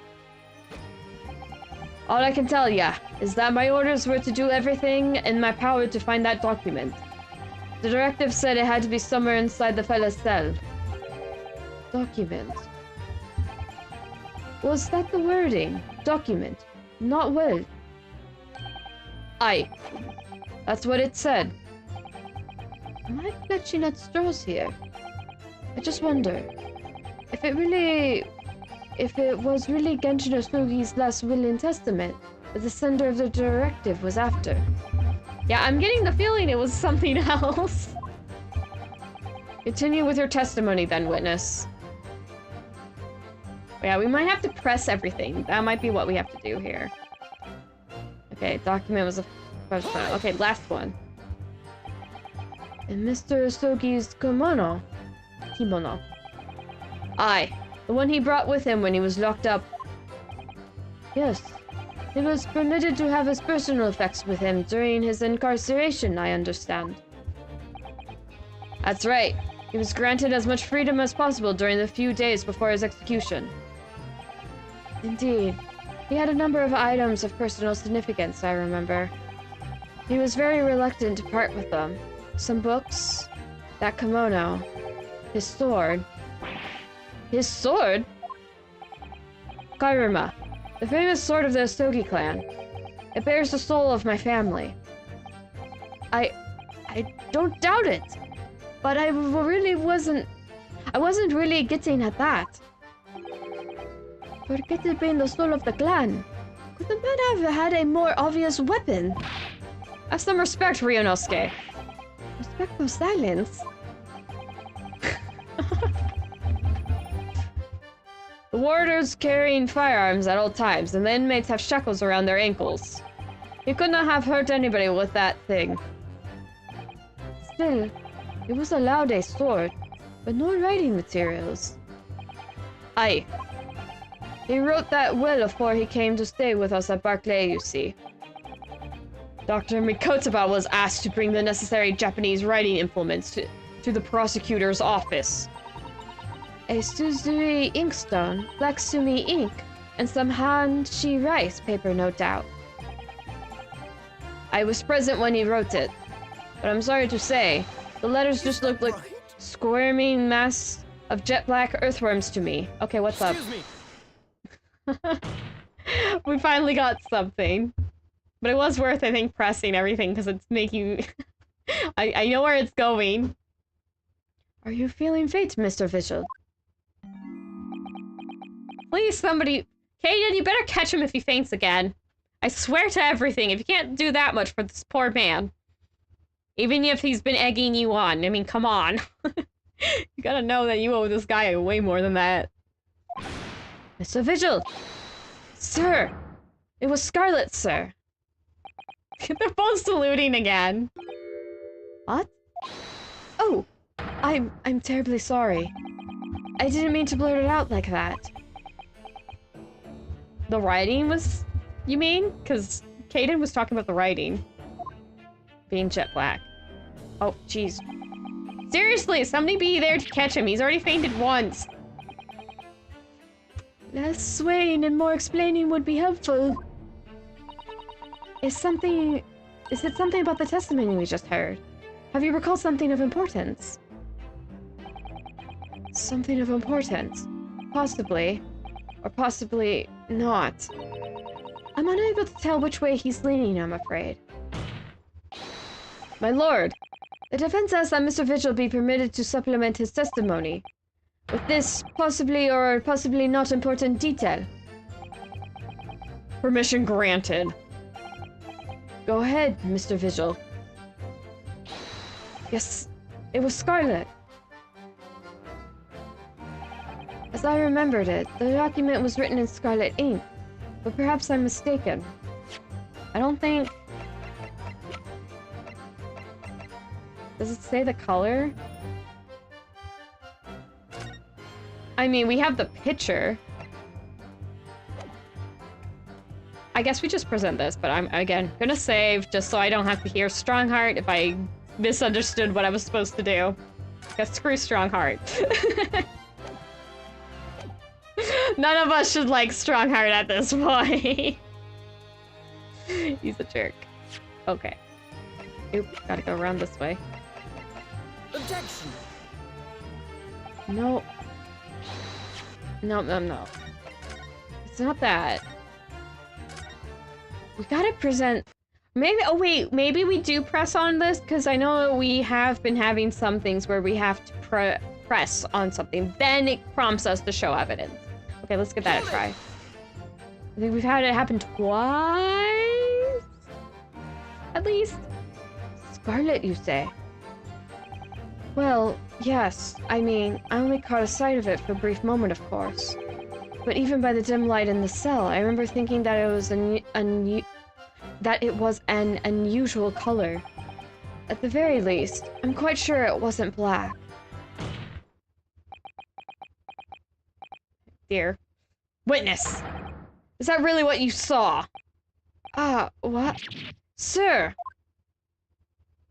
We're on the right track if he's getting upset. Is something wrong, Lord Strongheart? Yeah, is something wrong? I apologize. Continue. Oh, wait! Wait.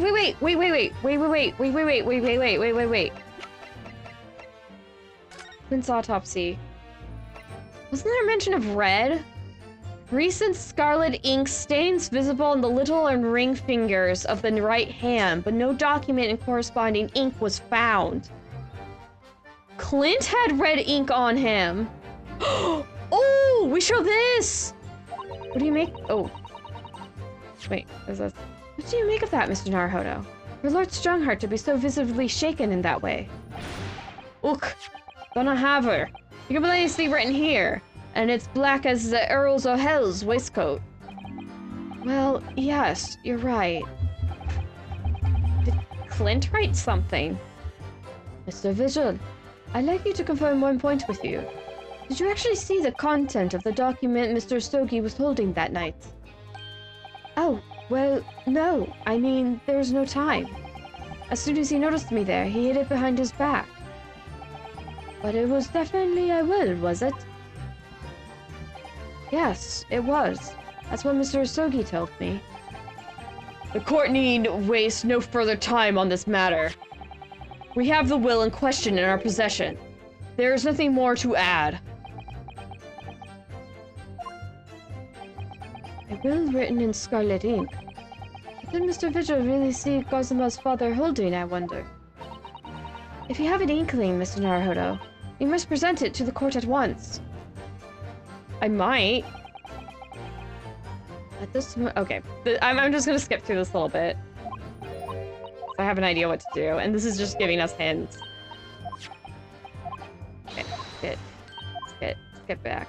Skip back. Okay, let's go. Okay, document in risk Scarlet 8. Perhaps I'm mistaken. Okay, let's save this again. Just in case.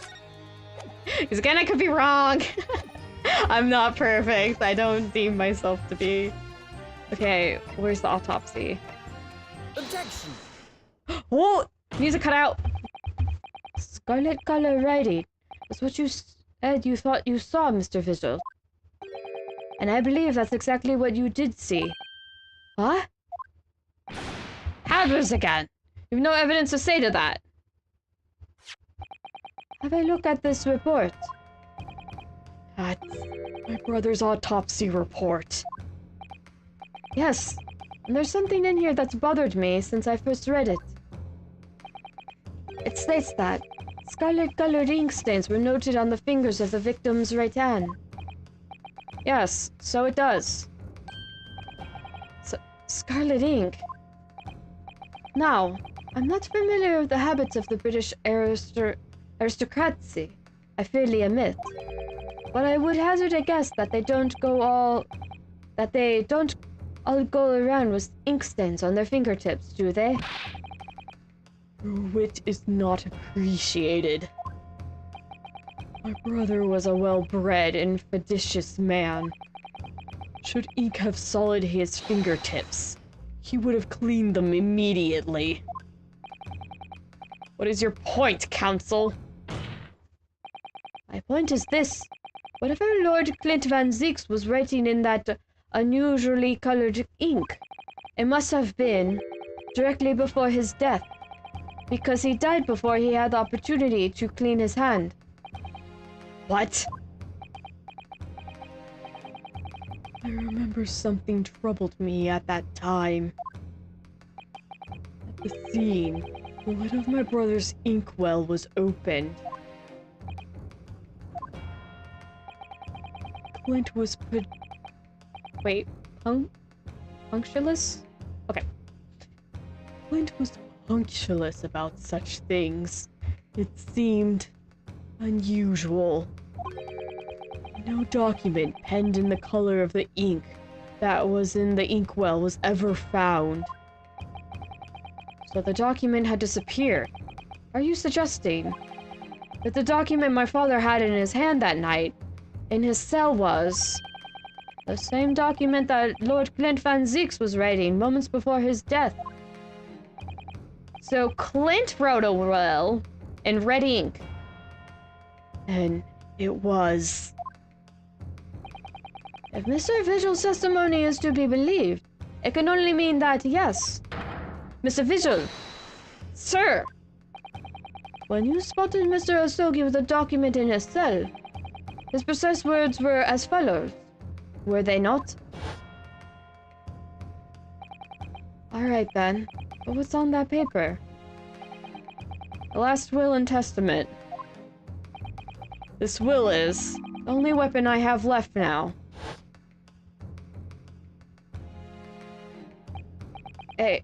A last will and testament. Ah! If the conversation really did go as Mr. Vigil says, then what we now know completely changes the meaning of what Mr. Osogi said. You really think? Mr. Vigil did indeed see the convict with a will, but it wasn't that of Genshin Osogi. It was the last will and testament of Lord Clint Van Zieks. Oh, What? Everyone freak out. Objection! Told you, we're not gonna have a good time with this.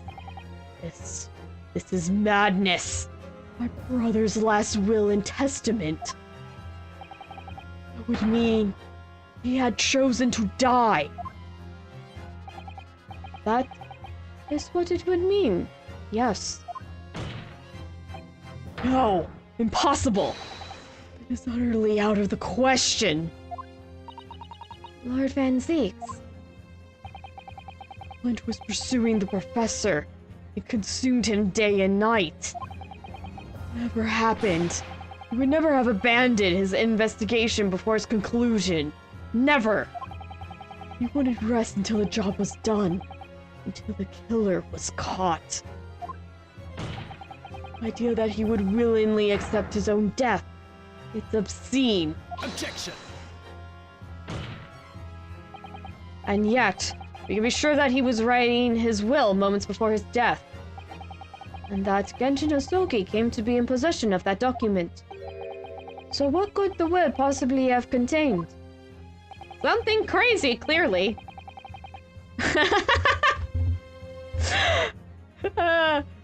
Clearly something that couldn't be made public under any circumstances whatsoever. Exactly.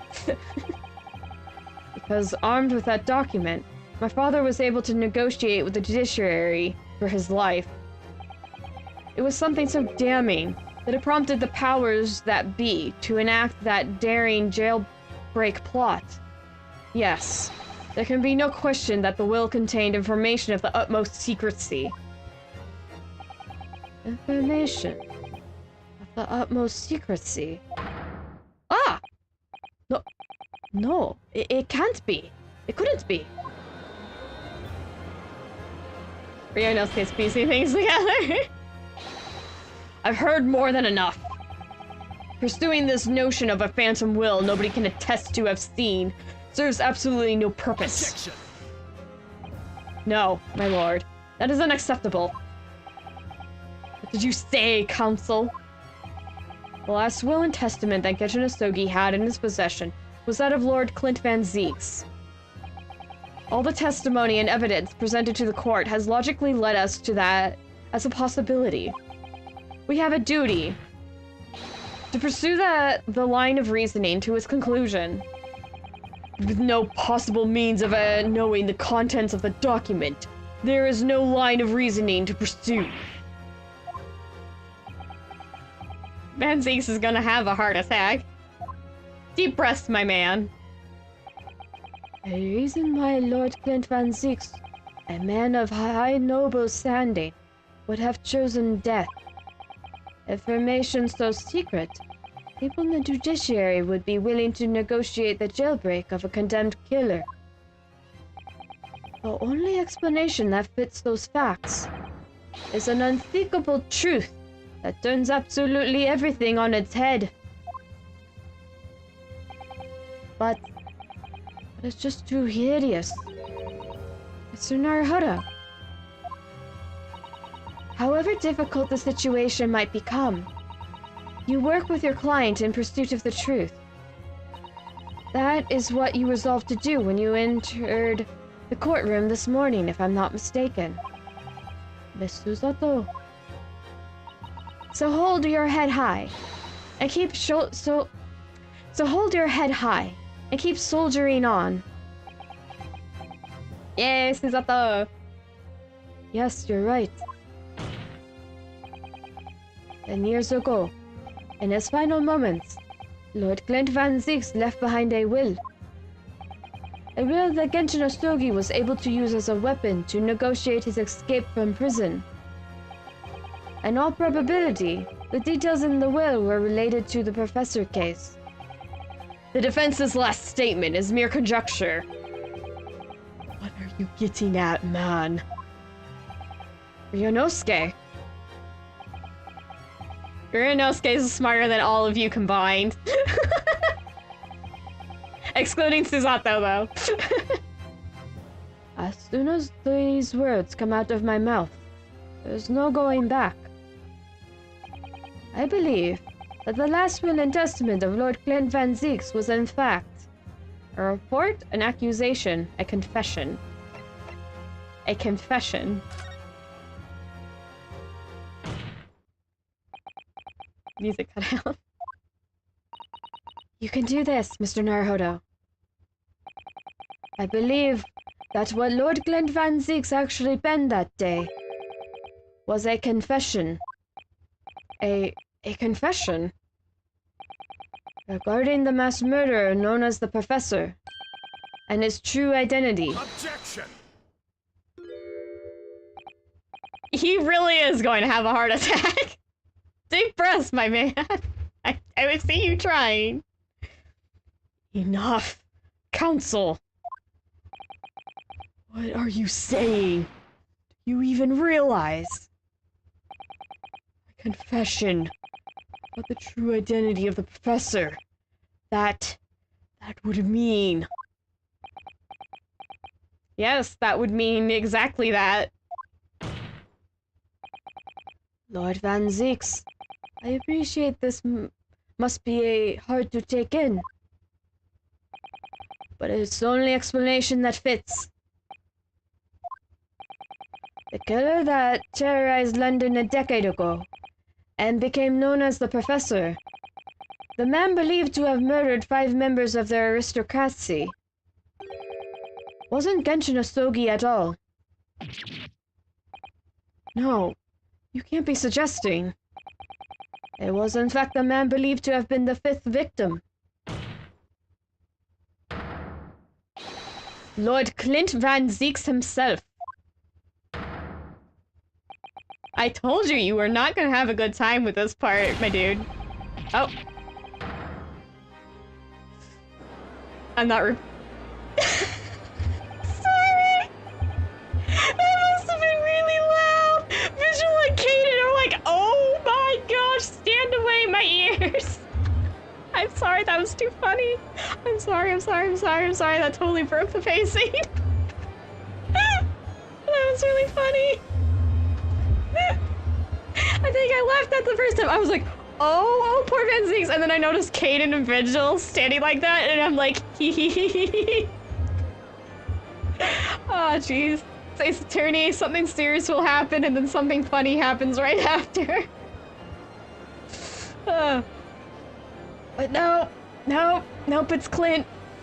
Nope, it's Clint. It makes sense. I mean, we did find that big dog collar that had the jewels on it, if you remember.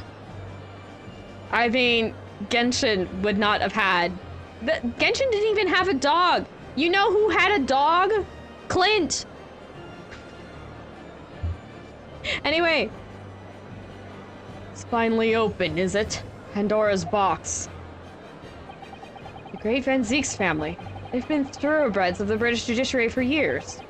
And Lord Clint Van Zieks, he was a paragon of justice in the capital. But he was actually a mass murderer. A perpetrator of aristocracies of vilest nature. If the general public ever found out, law and order in this country would be forfeited. That is so hard to read. My brother. Oh, this is too awful. Poor Lord Van Zieks. It's true. She does have the most brain cells. I wonder, though, did he have... did he never suspect Mr. Naruhodo? Lord Barak Van Zieks is a brilliant prosecutor. It is conceivable that he didn't realize... Is it conceivable that he didn't realize what his older brother really was? Order in the court! Lord Van Zieks. The professor made use of an enormous hound as his murder weapon. Tell me, does your brother own a dog? I believe we've been over this, I think. Maybe I said that too soon. Yeah, he really is. And I'm worried about him. That would be so... This whole thing is just freaking... Think about it. Okay, so as it stands, just as a note. So what Ryunosuke is going to say is that there's Genshin Asogi, Clint Van Zieks, and then like Gregson and Strongheart, you know, all those people, they're all working together in the judiciary, including Barak here himself. And think about it. Barak trusted Maelstrom, or just must have looked up to him to some extent, because he did go over and switch places with him, if you remember in the prosecution. We've been over this. He did trust Gregson. He obviously idolized his older brother. Like, think about it. Even Genshin Asogi, he very much respected. He's like, no, this man's eyes, I could see. He just had, you know, like, he was determined to show the truth, no matter how painful. He even says that Ryunosuke had the same eyes before this. Can you imagine? Van Zieks has had every single person, because we've already said Maelstrom was, we believe him to be the true Reaper. Gregson was a part of this. And now his brother's accused of the murderer. Everyone Van Zieks looked up to, except for Genshin, has stabbed this poor man in the back. And then you finally get to it that Genshin's innocent. It was his brother. And the one person he was right in looking up to, he helped to his death. I feel so bad for poor Van Zieks. It's so tragic. And then there's just poor Genshin Asogi just wants to go see his child again, back in another country. You know, back in his homeland. This whole thing's just terribly tragic. Which is why I really don't like Maelstrom. I'm like, I know it's you ever. I don't like you in the least. But yeah, just like, I just have to point that all out. Like, poor Van Zieks, how awful you must feel. Everyone you've ever looked up to is backstabbing you in the back, and then you found out the one person you could look up to, the one person who would always be on your side, the one person who was actually what you believed them to be, and you helped them die. Like, ow. Just ow. Yeah. Just, this is painfully tragic. It's not an Ace Attorney. You know Shu Takumi. I'm like, seriously. Chronicles and Ghost Trick of Shu Takumi's games, because Shu Takumi worked on this one, are just heart-wrenchingly tragic. They're just painfully tragic. Like, this whole thing, none of this, if the world had just been a bit kinder, none of this would happen. Absolutely none. Or just, you know, one person in particular was a bit more kind, a bit more considerate of his fellow man. And I'm just, oof. Oof. But we have to see it through. Okay, where were we? Okay, okay, Ryunosuke was saying, the professor made use of an enormous hound as his murder weapon. Tell me, did your brother own a dog? Yes, he did. Balmung. He was a well-known hunting dog. People called him a giant.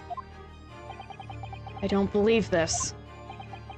When my brother would go hunting in the forest of the grounds behind the house, he always took Balmung. After Clint's death, the creature passed away too, almost as if he were following his master. He was a magnificent hunting dog, worthy of the jewel-studded collar around his neck. A jewel-studded collar? That's right. Though sadly, some years ago now, it was stolen by a thief who broke into the house one night. A jewel-studded collar? Stolen by a thief? Yeah, the one you found at the end of Soseki Natsumi's second case. It had a fancy bee. There was a monogram with a bee on it, and it had like 6-ish thereabouts jewels on it. Maybe it was 5, but you know, there are 6 thereabouts. Giant big jewels on it. It so happens that myself and my colleagues have come across such a collar during our time in London. How could you? There was an odd emblem attached to the collar too, made of pure gold. Yeah, there. Oh wait, there was more than 6. You can see only about 6 though. So what was there? There's like 10. I think there's 10. I think there's 5 on each side. Yeah. There's a lot of jewels. That is a ritzy dog collar. It was topped with a small crown and bore an ornate capital letter B. What? An emblem bearing the initial B. Oh my, you know it.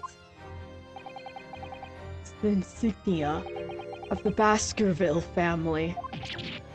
What? The Baskerville? Why is that name coming up now? Baskerville is the name... Baskerville is the family name of my late brother's widow. That pure gold emblem was an heirloom, which Clint acquired upon their marriage. There can be no doubt, then. The collar you've described was Balmung's. The family insignia of Lord Clint Van Zeek's widow. He had a wife! There was a considerable amount of blood on the collar when we saw it.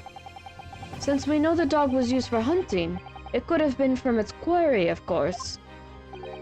But it could equally have been from human prey. No tact whatsoever. So it's true then. Clint Van Zeeks really was the professor. Impossible. These Japanese are making all the up to exonerate their own. Ugh. So in fact, the person responsible for these murders of nobles and royals was a noble himself.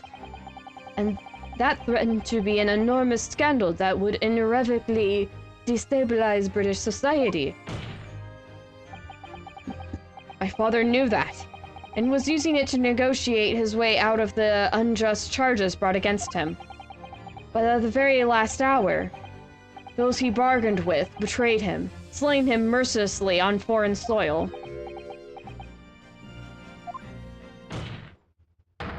Yeah, and you helped with it, Van Zeeks. He was quiet. Well, can you deny it, Lord Strongheart? 10 years have passed. And still now, the 6 million inhabitants of our great capital rest easy, believing that justice was done. That thought has anonymity.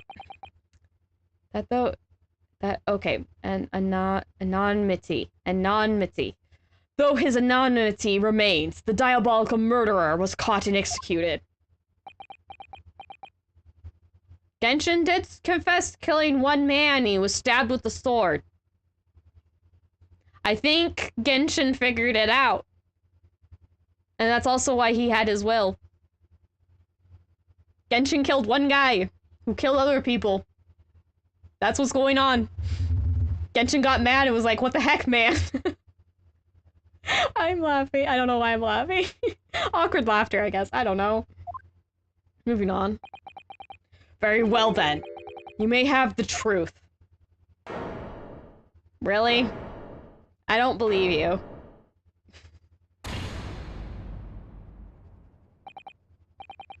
Tell me then. Tell me what Clint really was. Lord Clint Van Zeeks was too pure of heart. When he became a prosecutor and went in pursuit of the black roots of crime, he drove himself into a corner. He came to the uncomfortable realization that to fight the most fiendish of criminals requires one to become even more fiendish oneself.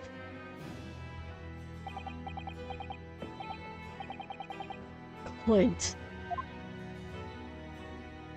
Somebody give him a hug. Please. Poor Brock.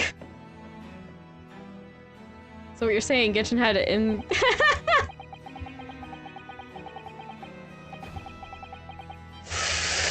You saw your chance and took it, I see. Oh, great. Who's talking? It's probably a Strongheart still. Yeah, I imagine it's not Van Zeeks. Okay. The 9th century was truly a miraculous 100 years for the Great Britain, and indeed the whole world. New industry, new technology, and with the birth of the Metropolitan Police Service, new law and order. But these dazzling new developments meant even deeper shadows were cast on society. Water sullied by factories, air thick with noxious fumes, and crime growing daily to fill the darkness. Lord Clint Van Zeeks made it his mission to combat that darkness. But as time went on, it slowly ate at his soul, until eventually he was consumed. Yeah, Grammar sure did indeed.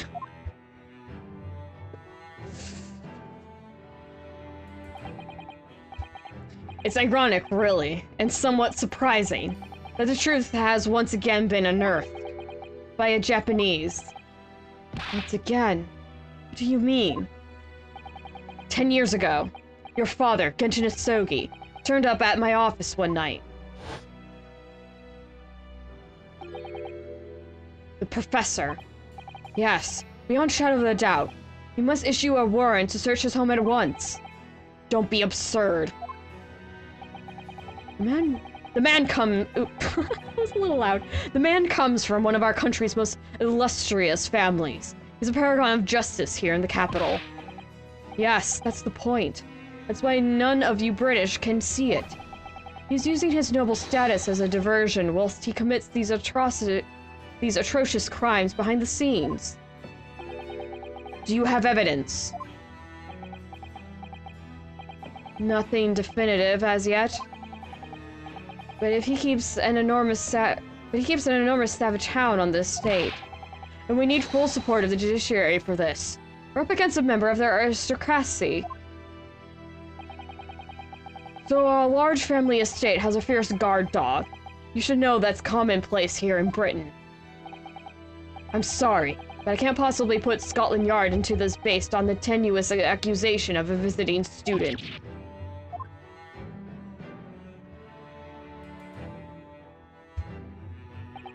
So I turned down Isogi's plea. And as a result, he took it upon himself to visit the Van Zeeks' mansion on his own. We can only imagine now what happened between the two men. Though we know the outcome, of course. Lord Clint Van Zeeks was perished.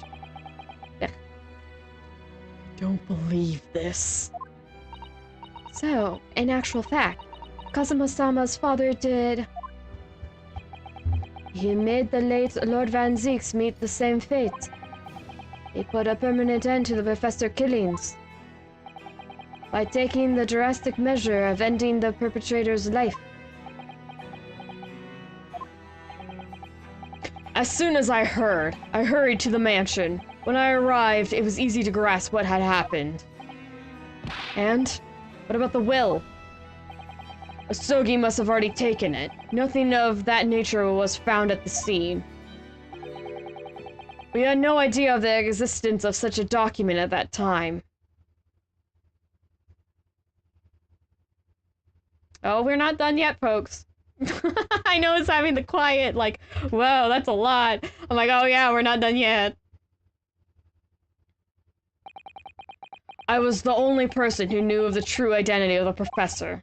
So, I resolved to keep it a secret, and to guard the secret to the bitter end. So you're admitting to it, that you are behind it all. It was you, then, who pinned the crimes on my father! I did what needed to be done in order to protect the law and order of the British Empire. Even if that meant employing an unforgivable ruse.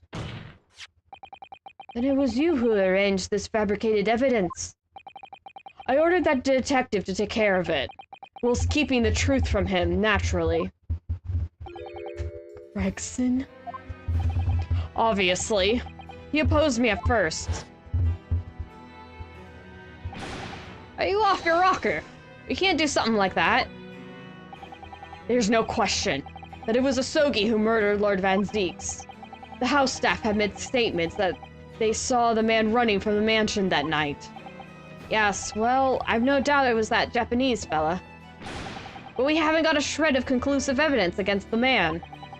And worse than that, he doesn't keep a dog, so we're short of a murder weapon to boot. And we're short on time, Gregson. We must put a stop to this man's rampage, for the good of the country. So we'll use whatever means necessary. Do I make myself clear, detective? Blimey. Bad. Bad, Gregson.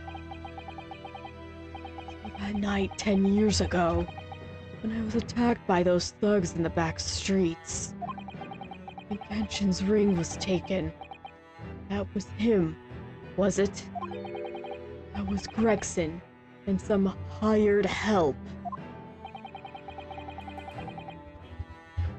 Then the detective handed the stolen ring to Dr. Wilson, who feigned its discovery from the victim's stomach during that autopsy.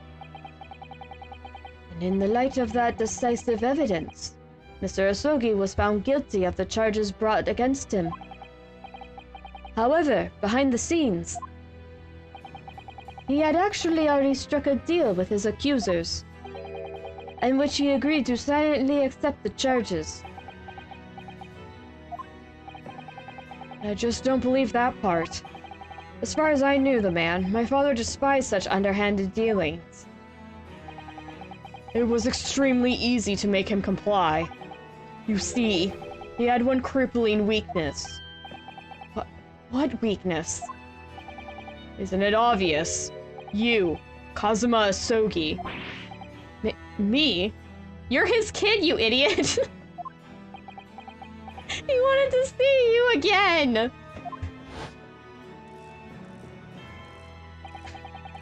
Perhaps you have no desire to return to your homeland, Asogi. What? Though I heard you have a 14-year-old son. Agree to cooperate and accept your guilt without contention. Whoops.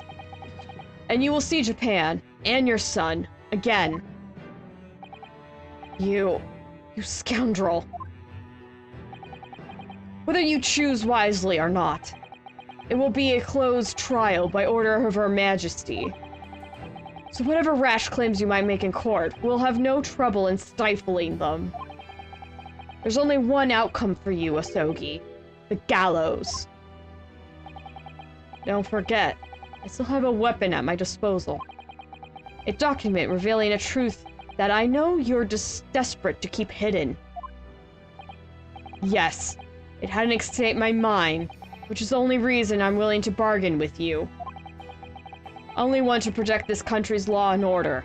You understand. So, what's it to be, Asogi?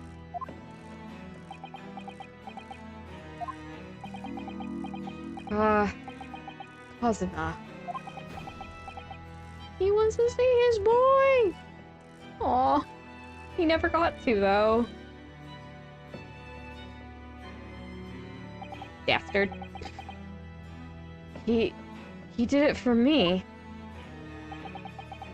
And as I told him at that time, my motive was simply to protect Britain from the damage the truth would do. To protect this country's law and order, at any cost. Objection! Oh, hi. I wasn't expecting that, to be honest. I've never dared let myself even consider this possibility until now. But in the light of all this treachery, I have to ask. The mastermind behind the Reaper of the Bailey. Was it you, Lord Mel Strongheart?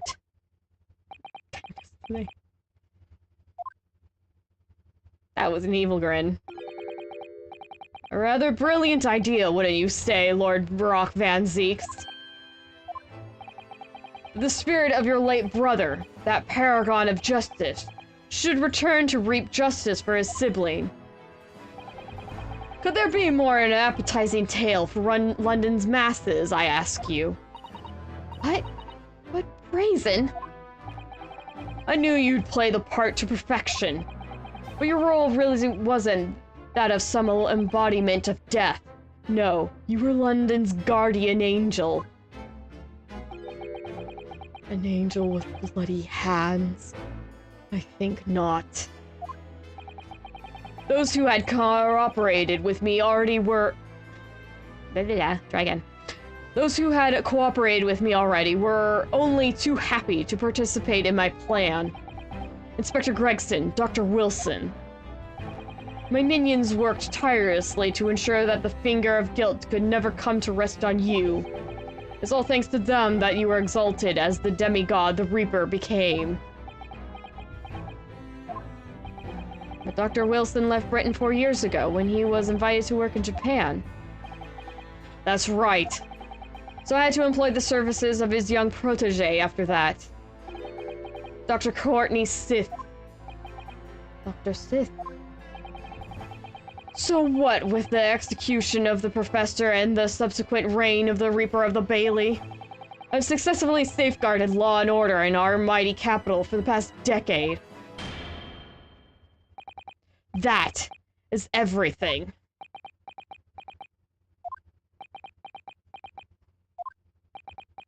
Everyone's very quiet. My lords, ladies, and gentlemen, I do hereby confess, it was I who sired the concept of the Reaper. However, let me say in my defense, it was all for the preservation of law and order across the entire empire. But Strongheart did it. An unforgivable collection of crimes, but still. All those who died at the Reaper's hands were rotten to the core anyway. If it was all in the aid of keeping London safe. There is no one left now who can reveal the precise truth of what happened 10 years ago. Therefore, this trial can go no further. Now, I would like to entreat all those present. Beyond these 4 walls, nobody need know the truth. Even Her Majesty must be protected from this. I trust all you appreciate the importance of my request. It is, of course, for the good of the country. You mean for the good of you? Because you know the way he's talking, he wants to be the head of all law and justice in the country, and he keeps saying he wants to protect it. He's essentially saying he wants to protect himself. He's a real piece of work, that. Can he do this? Can the trial really end now? Ooh. I have one last question. For the accused, Lord Van Zeeks. What? Of course, I know that you're a highly accomplished prosecutor, so I find it hard to believe that you didn't have any doubts at all. The whole for good of it all as he undermines all he claims to stand. Exactly, Frug! I can't stand him. You never suspected your older brother. Yes, the same thought occurred to me.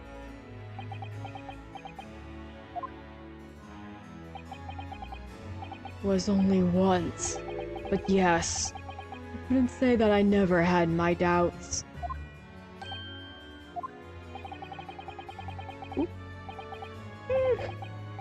My brother's sense of justice was extremely strong. Perhaps too strong, I observed. At that time, there were members of the aristocracy who were bleeding the country dry for their own gain. And since they were nobles, they were untouchable. For my brother, it was a source of great turmoil. And coincidentally, at the same time the professor began his terrifying reign. During the time of the professor killings, my brother did not appear to be himself. And that made you suspect? Yes. It was only once. Not more. Only once? Really? Clint wasn't the culprit. That was my conclusion at the time. And I still believe that now. Do you have any evidence to support that idea? The third victim was the Lord Chief Justice at the time. It was he who had recognized my brother's potential and trained him as a prosecutor.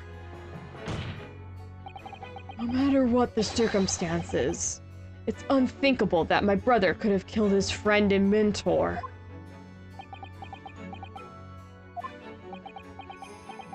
Ryunosuke's thinking. Kazuma's just crossing his arms. Is he thinking? Is that his thinking pose? That will do. Neither Clint Van Zeeks nor Genshin Asogi still walk this earth. However much we debate this matter now, we cannot hope to reach a conclusion. But there are only two extant pieces of evidence from the time. The woebegone ring that acted as the incriminating evidence to condemn Genshin Asogi, and the 3-page last will and testament penned in black ink and left behind by the man. Did you say 3 pages? Excuse me, sir. But I only have 2. This man is still hiding something. The wretched truth of what happened is exactly as I have explained. Sure. You might be omitting things still. The people you gotta watch out for the most are the people who only tell the truth. Because they'll still find some way to manipulate you, and you'll be none the wiser, because they've never lied to you. Why would they be bad? You're a very disgusting piece of work, sir. Later today, I will present myself at the Ministry of Justice for whatever sanction is deemed appropriate. That is all. Court is adjourned. Hold on. Objection! Yeah, there we go. There's Ryunosuke. Yeah, you caught that too. thank you, Kazuma. Me? If it wasn't for you, I wouldn't have made this 11th hour discovery. What discovery? My lord, I'm afraid I must insist the trial continues. I beg your pardon. As the court has been reminded today already, we must stop at nothing to uncover the whole truth. And to that end, one particular statement made by somebody in this courtroom moments ago revealed a very subtle contradiction. What contradiction? But All I did was ask the accused one simple question. You did good, boy. Well, it began with the Lord Van Zeeks and his recollection about his brother. The Lord Strongheart didn't permit the defendant to speak at length. I merely pointed out that we can draw no further useful conclusions here. So what on earth is the contradiction? One of them definitely just said something contradictory. It's time to identify who. Lord Strongheart, I pointed it out! Already. Oh. Airball! Hold on, let me get a drink. Let me get a drink. Water. Ah.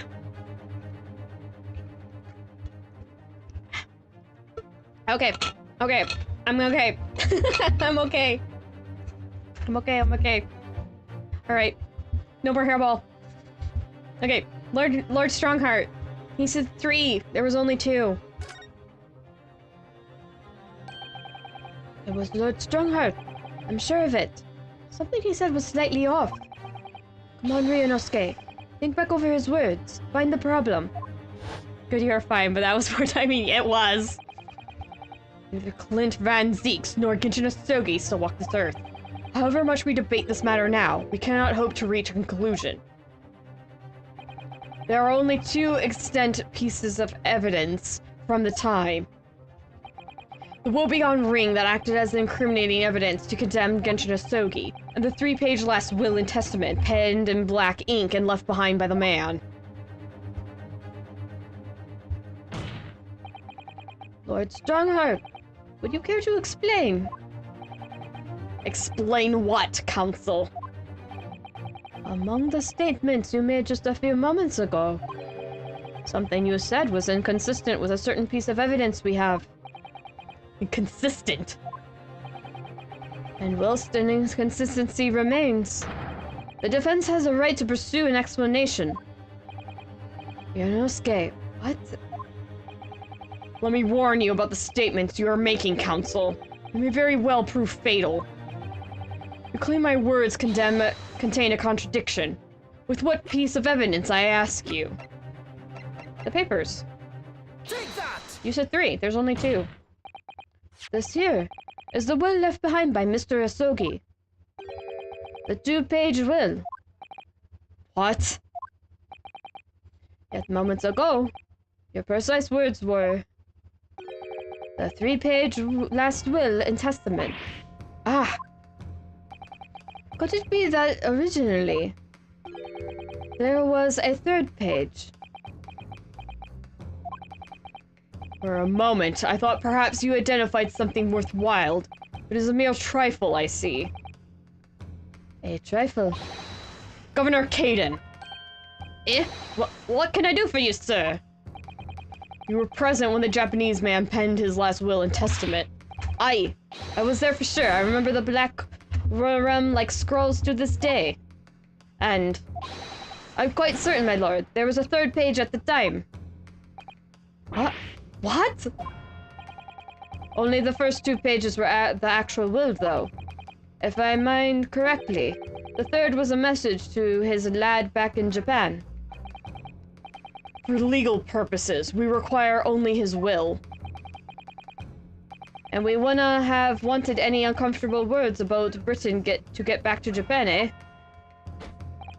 So it was decided that the 3rd page to be sent. Objection! How dare you make that decision? I had the right to know what it said, to hear my father's final words to me. The courtroom is no place for sentimentality, Counsel. I will kick you in the shin. Back off! Absolute jerk. As it happens, I have the 3rd page of the document with me here now. My father's message. It will be given to you at the end of these proceedings. It'll be too late once the trial is over. We need to know what it says now. Even the slightest thing may give us a vital clue. My lord, the defense calls for Ryunosuke's last words to his son To be read out loud before the court now. Your request is denied. The inevitable maudlin words can be of no consequence now. Objection. The prosecution agrees. The court should know the contents of that message. Every possible piece of evidence must be thoroughly examined. I would like to read it too. Very well then. Governor Caden. You will read the third page of the document for all present to hear. Yes, sir. Only, I should point out, my lord, that I cannot actually read our language. This beautiful handwriting. Shame on you, Barry. Oh, it's Mikotoba. If I could be of assistance here, I would be happy to translate the words into English for the court. Father! He did not leave. You're still here, are you, Dr. Mikotoba? Naturally. I consider myself of the judiciary, a lowly one. But perhaps I should quietly withdraw after I've translated Genshin's message. He's so grumpy. Your cooperation is much appreciated. I don't think it is.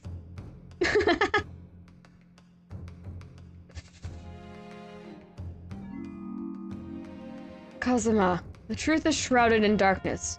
A darkness only our clan's great sword can pierce. Mighty Karuma, twist thy head and watch them fall, all thy mortal foes. That's the extent of the message, it would seem. A haiku poem. Twist thy head. Father. Aw, poor Kazuma. What is this Karuma? The name of the Sogi clan's famous sword.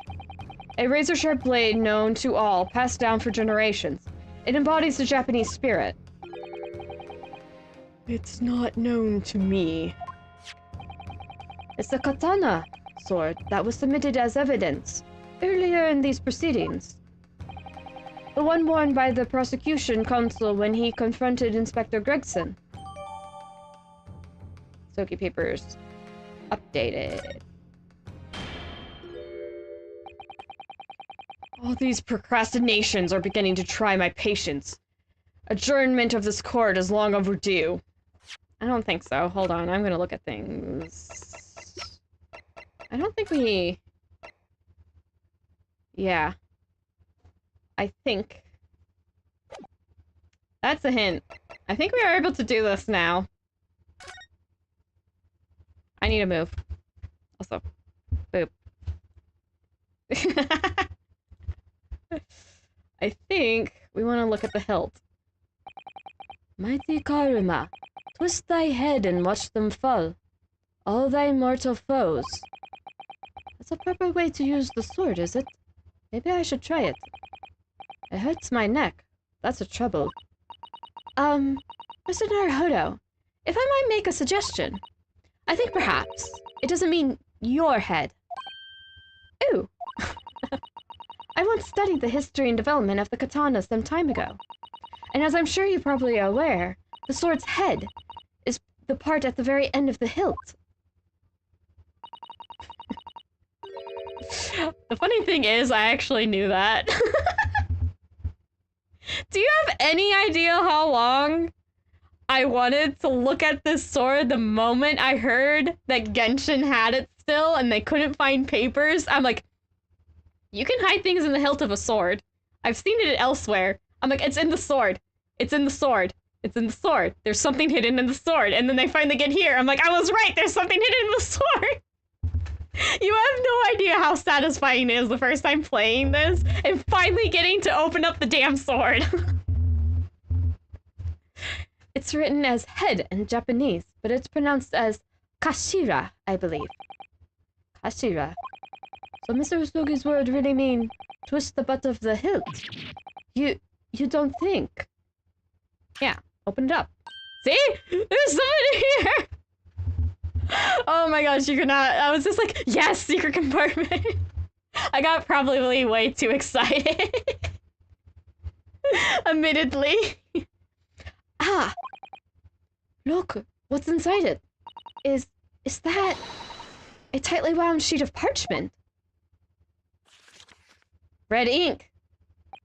And there's a clan seal. Insignia. Family insignia. Is it that one SpongeBob meme but with the sword? It is! It was! It was! It was! It really was! I was like, the sword, the sword, the sword, the sword. And they're like, we can't find the will. And then they didn't reveal it. I'm like, it's in the sword! It was driving me batty. I would have, in all honesty, if I was actually here present and this was an actual thing and I was helping out, I would just like walk over to this darn thing and just open it and be like, haha! And then I would give it to Ryunosuke post-haste. And be like, I found a thing. I found a thing as Kazuma was probably sitting across the way going, don't break my family sword! But yeah, I was like, no, the sword. Anyway, okay. Scarlet ink. It's written in scarlet ink. I penned this, my last will and testament, in the final moments before my inevitable and willing death. This is it, isn't it? Mr. Naruhodo, look at the signature at the end. Clint Van Zeeks. And the date, 10 years ago. On that fateful night. So for 10 years, it's been silently concealed inside Karuma and nobody knew. The last will and testament of Lord Clint Van Zeeks. Wait. Oh my goodness. Look at this. This is unbelievable. Yeah, we're gonna need to read this. The will has been added to the court record. Okay, I need to move. No, we don't need to look at the sword anymore. We've looked at the sword. Oh, wait. Oh, wow, I can have this back up. Okay. Okay, back out. The last will and testament of Lord Clint Van Zeeks that has been hidden inside the great sword Karuma. I almost said Kazuma. Karuma for years. A trump card left behind by Genshin Asogi. Now to the beat of the dream. I know! I know. Oh. Oh, okay. Oh, it doesn't... Oh. Oh, it's not letting us read it. Oh, it's not letting us examine it. Okay, but we have it. We have it. Yeah, wait until you get your just desserts, you bastard. Okay, don't finish that. Ah. Okay. All these procrastinations are beginning to try on my patience. Adjournment of this court is long overdue. As a presiding judge, I have been as accommodating as possible of the will of the courtroom. However, despite all that, no new information has come to light. I just found some. They don't know that. They were expecting you to check later, but I'm like, no, I think I can do this now. I'm doing it now. In pursuit of justice, Lord Clint Van Zeeks tragically lost all sense of morality. When he murdered his former mentor, he clearly was already devoid of his normal faculties. Objection! How dare you? Refuse to believe that of my brother. Too much time has passed. We cannot ever hope to know more than we do know now. Especially since the alleged will that he penned in his final moments appears to have been lost forever.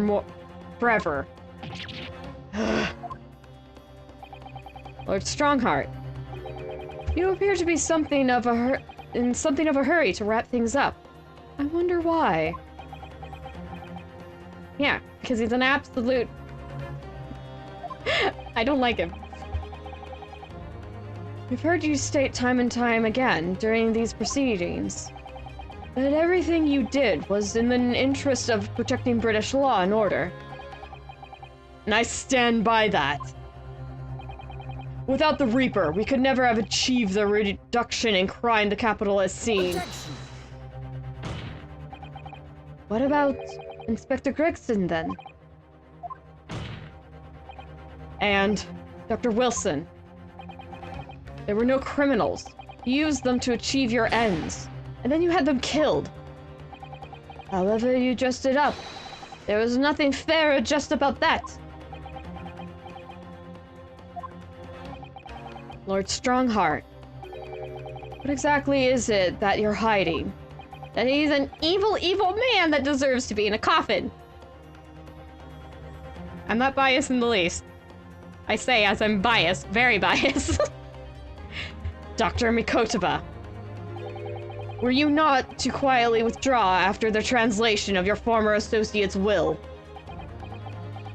That's a face that kind of just says, bite me. He says, make me. In this courtroom, no argument carries weight unless it is supported by evidence. And it would seem that the defense has no more evidence to present. In which case, I hereby order all discourse from these proceedings to be struck from the record. Go for it. This is my last chance. Mr. Naruhodo, I have to present some decisive evidence now, or it's all over. But can I? Oh, absolutely, we're presenting evidence. Wait, my lord. As it happens, the defense does have evidence to present. Do you hear that? Do you hear that? What? Don't be absurd. There's nothing of relevance remaining from the time. Objection! It's high time that you realize something, my lord.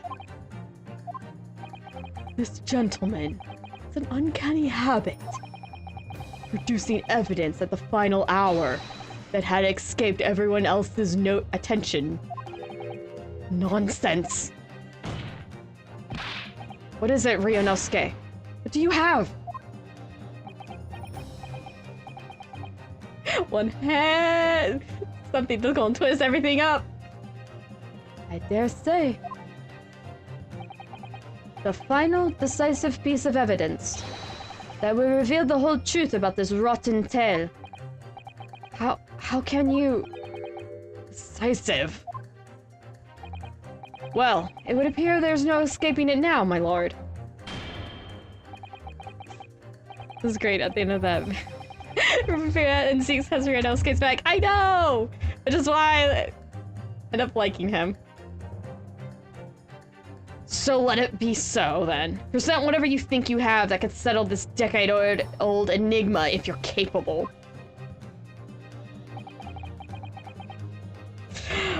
What exactly is this evidence that the defense claims to be so decisive? Oh, you're not gonna like it, but I am. Here. There's a single piece of evidence that can clarify what really happened 10 years ago. The last will and testament of Lord Clint Van Zeke. Ha! A wonderfully astute observation, I'm sure. But in that case, it has escaped your notice that the document was lost long ago. That's right. It was. Only... I have it right here. Discovered just moments ago.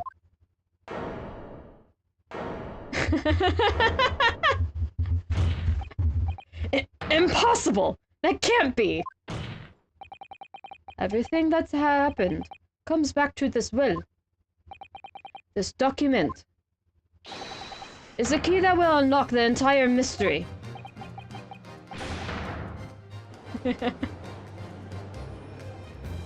Eat them words. My brother's last will and testament. Where did you find that? It was rolled up inside this.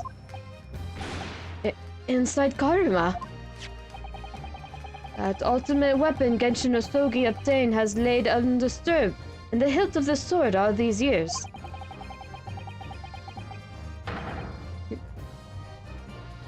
I think we're about to go to favorite pirate song.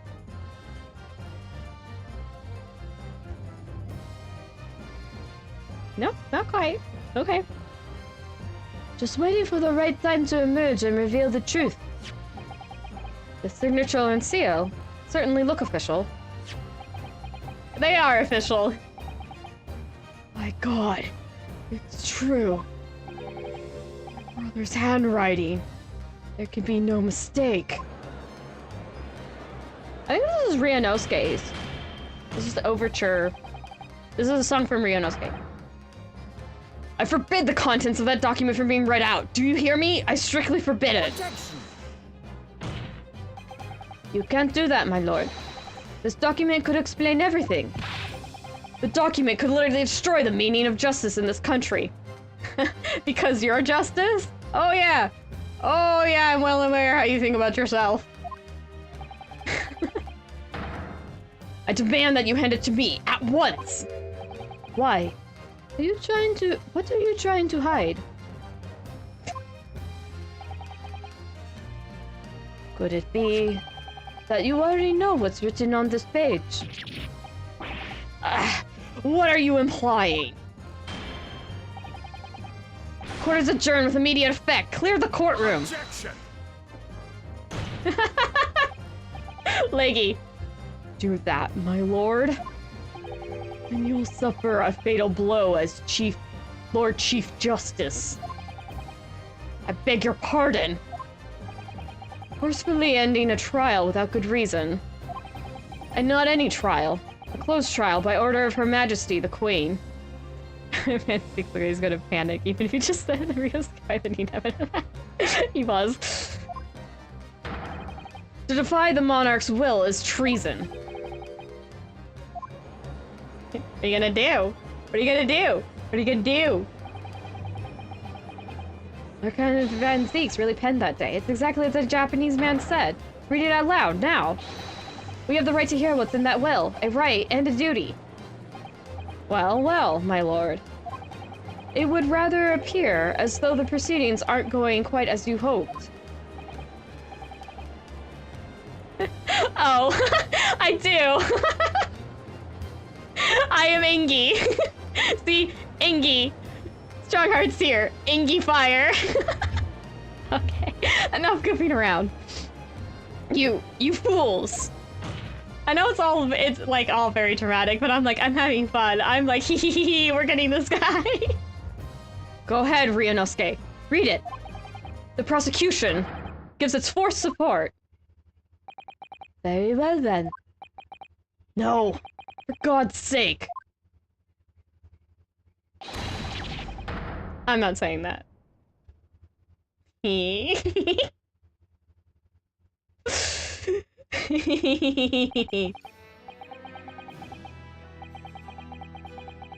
I'm gonna read this in Ryunosuke's voice. I know Clint's saying it, but I'm not reading this in Clint's voice, sorry. I'm not giving him a voice. Maybe I should, but I don't know. Alright, fine. I'll do it, Clint. I'll read it like Clint would. I have no idea. Okay. I penned this, my last will and testament, in the final moments before my inevitable and willing death. The hour is 11 p.m., and I sit at my writing desk in my office. My good friend Osogi stands at my shoulder. He has expensed his intent to invoke the dying ritual of the duel, that I may depart this world with honor, an honor of which I'm utterly undeserving. The Japanese are a truly merciful people. I, Clint Van Zeeks, Lord of the Manor of the Van Zeeks Estate, hereby confess to the following. I am the killer who has come to be known in society as the Professor, and guilty of 4 counts of murder. I will not here discourse the corrupt rife among the aristocracy, which is to me, as one of them, so apparent. However, 6 months ago, I took the life of a member of the House of Lords at the heart of the depravity. A demon who habitually sacrificed the common man to further his own interests, abusing his position of power. The law is impotent against such vile avarice. Only a fellow demon can rid society of this menace. That demon was my quarry, upon whom I willingly sent my great hound. But I thought I am a hunter of some expertise. But though I'm a hunter of some experience, I am a poor felon, it seems. My guilt was at once recognized by another, and I became subject to his extortion. He held over me the threat of exposing my wicked crime to my beloved wife and brother. Under that threat, I have done this man's bidding for months now, killing those he deemed I kill. Demand I kill. Sorry. As I watched my former mentor perish before my eyes, at the jaws of a hound I commanded, I realized I had lost the last shred of my decency within me, and sunk to the levels of a wild beast. There is no path back to the light, be it I or my dear friend Asogi who dies this night. I'm eternally damned. To my extraordinary for crying out loud, extortioner, to my extortioner, male strong heart, may you feel the jaws of the beast at your throat every time you swallow. Extortioner, oh sorry, my co-sister, to my extortioner, I'm so sorry, I'm botching all this up. Clint wrote this in red ink, so dramatic. Must run in the family considering how dramatic Barack is. No kidding! Oh gosh. There's no glow up of the country that this game comes from. None at all. Yeah, to my extortioner, To my extortioner, male strongheart, may you feel the jaws of the beast at your throat every time you swallow. That is one heck of a curse. He just cursed his name. Eat them words, Strongheart. Eat them words. He's smiling so ominously. So now we know. Yes, Clint Van Zieks was a murderer. But somebody was directing him and naming his victims. His extortioner, Lord Male Strongheart. It was you. Lord Strongheart, a moment ago. You claimed that what the court has just heard could destroy justice in this country. But you weren't trying to protect justice at all. All you were trying to do was conceal the secret of your true nature, and the countless lies you've sacrificed up till now.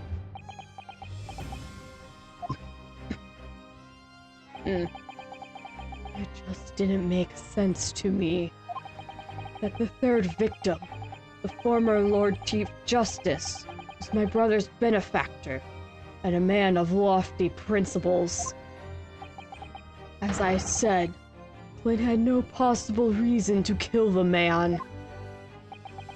But you did, didn't you, Lord Strongheart? To eliminate the man who stood between you and the office you set your sights on. So you used your own hunting dog, Lord Clint Van Zieks, to take him down. It had to be done. London's unsavory shadows are deep, and the arm of the law fails to reach their depths. Crime must be cut off at the roots. The Lord Chief Justice at the time just couldn't see that. He was weak. Lofty principles, you say. Tantamount to cowardice, if you ask me. Which is why I took his place, in order to fight the crime he was allowing to spread like wildfire. By murdering the man. The Reaper, the Professor, the name makes no difference. I have explained countless times already. It was all done for the furtherance of law and order in London. Objection! And law and order is you in your mind.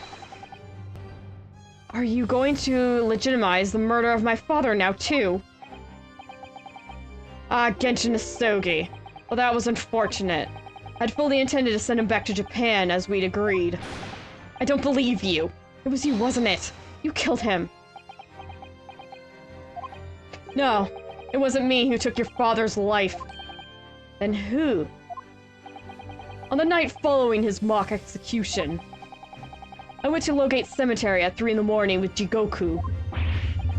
Judge Jigoku? There had to be a collaborator on the Japanese side to manage Asogi's treatment after his reputation. Or whatever that word is. You're gonna have to pause and look. Jigoku had a fierce ambition. and it made him easy to manipulate. 10 years ago, after he stood trial for the destruction of the witness stand, I had words with him.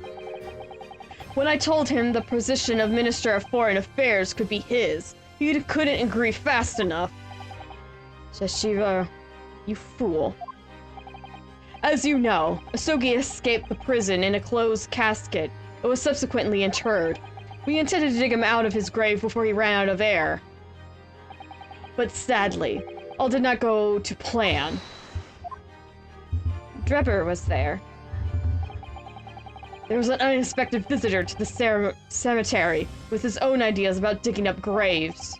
A man who witnessed what nobody was supposed to see.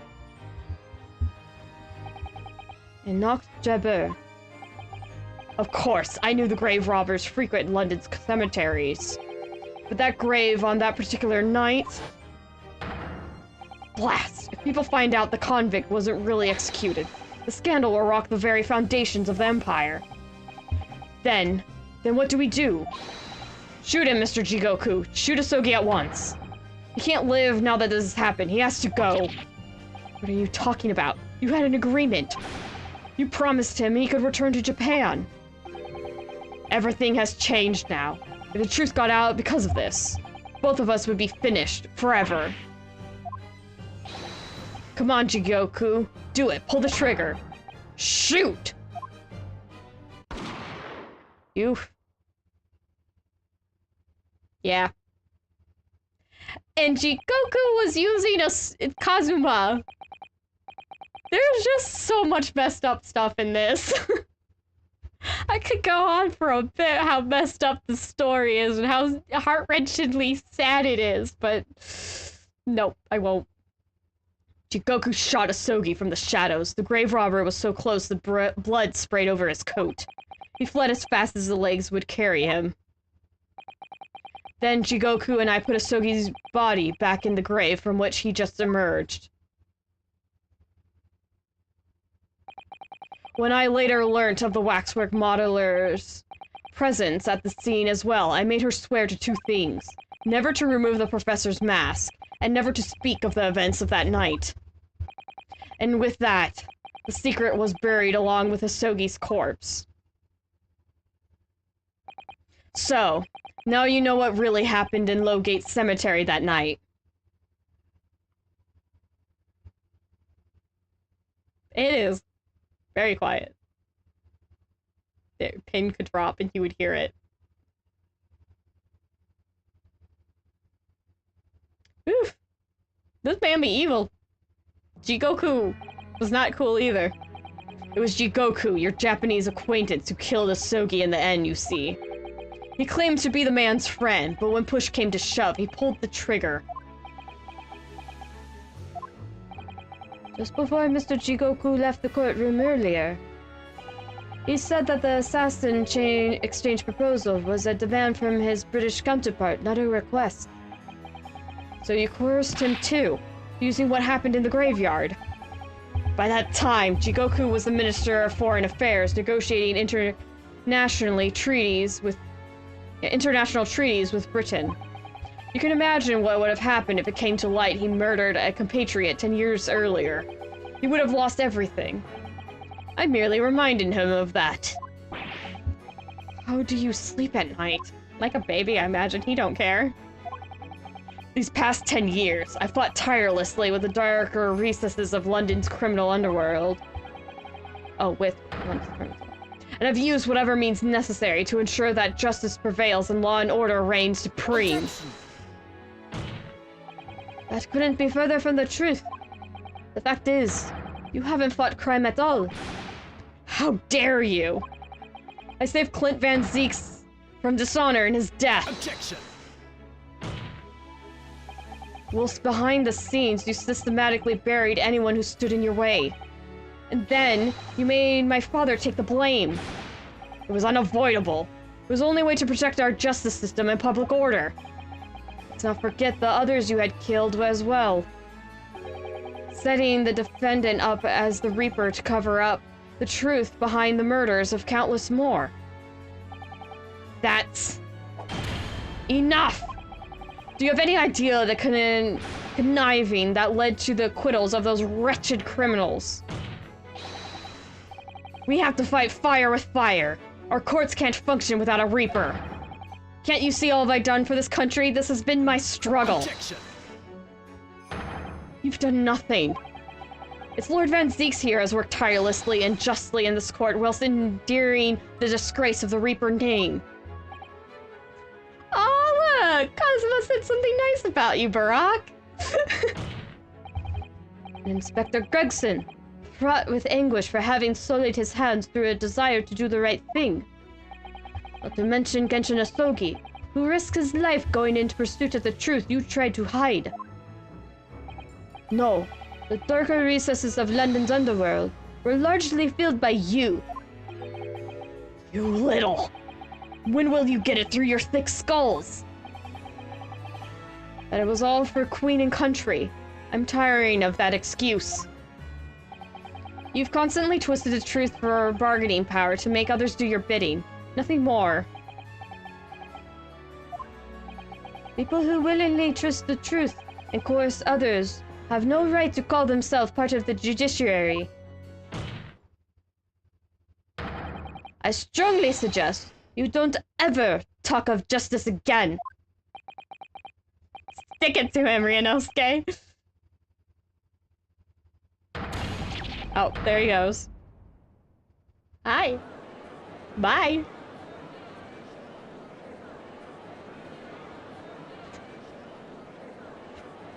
Van Zeeks is staring him down.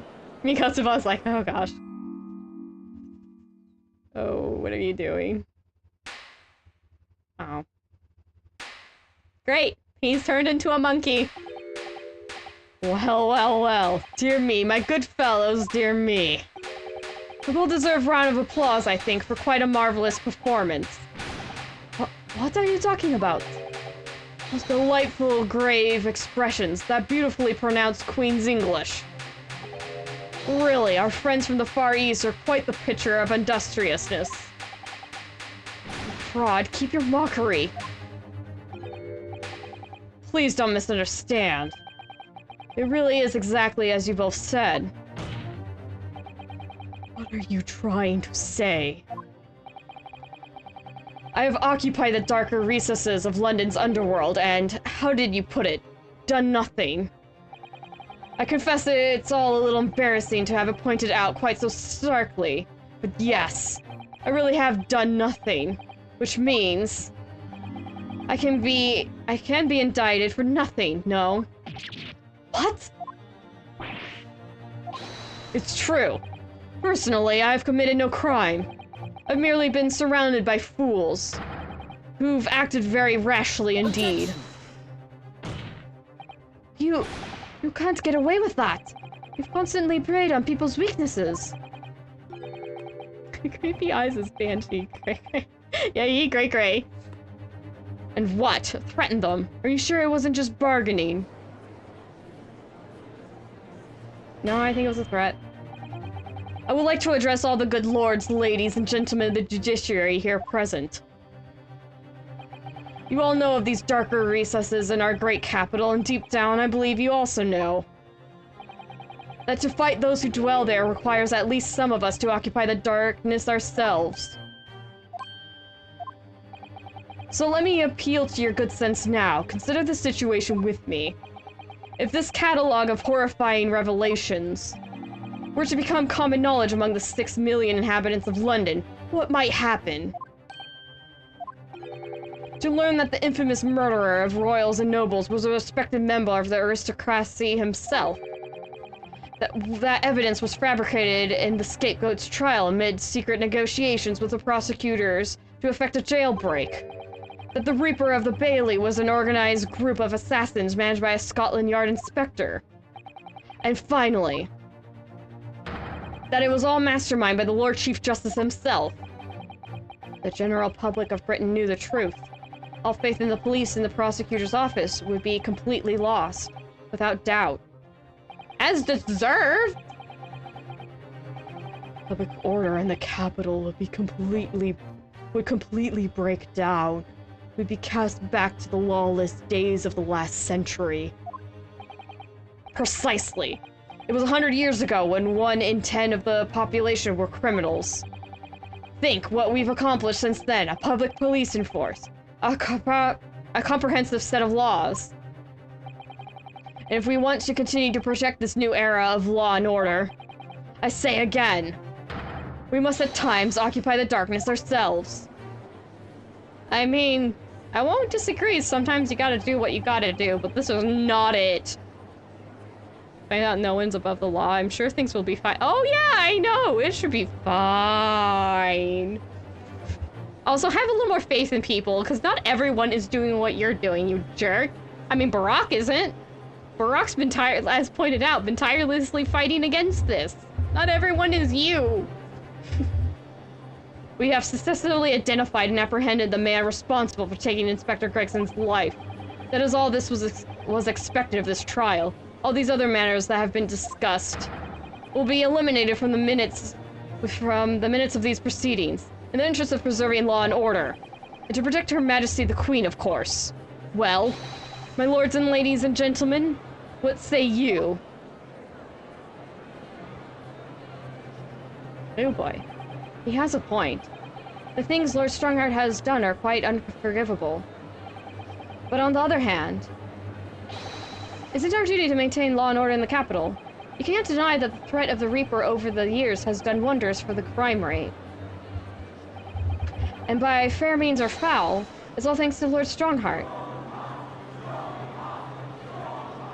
People are shills.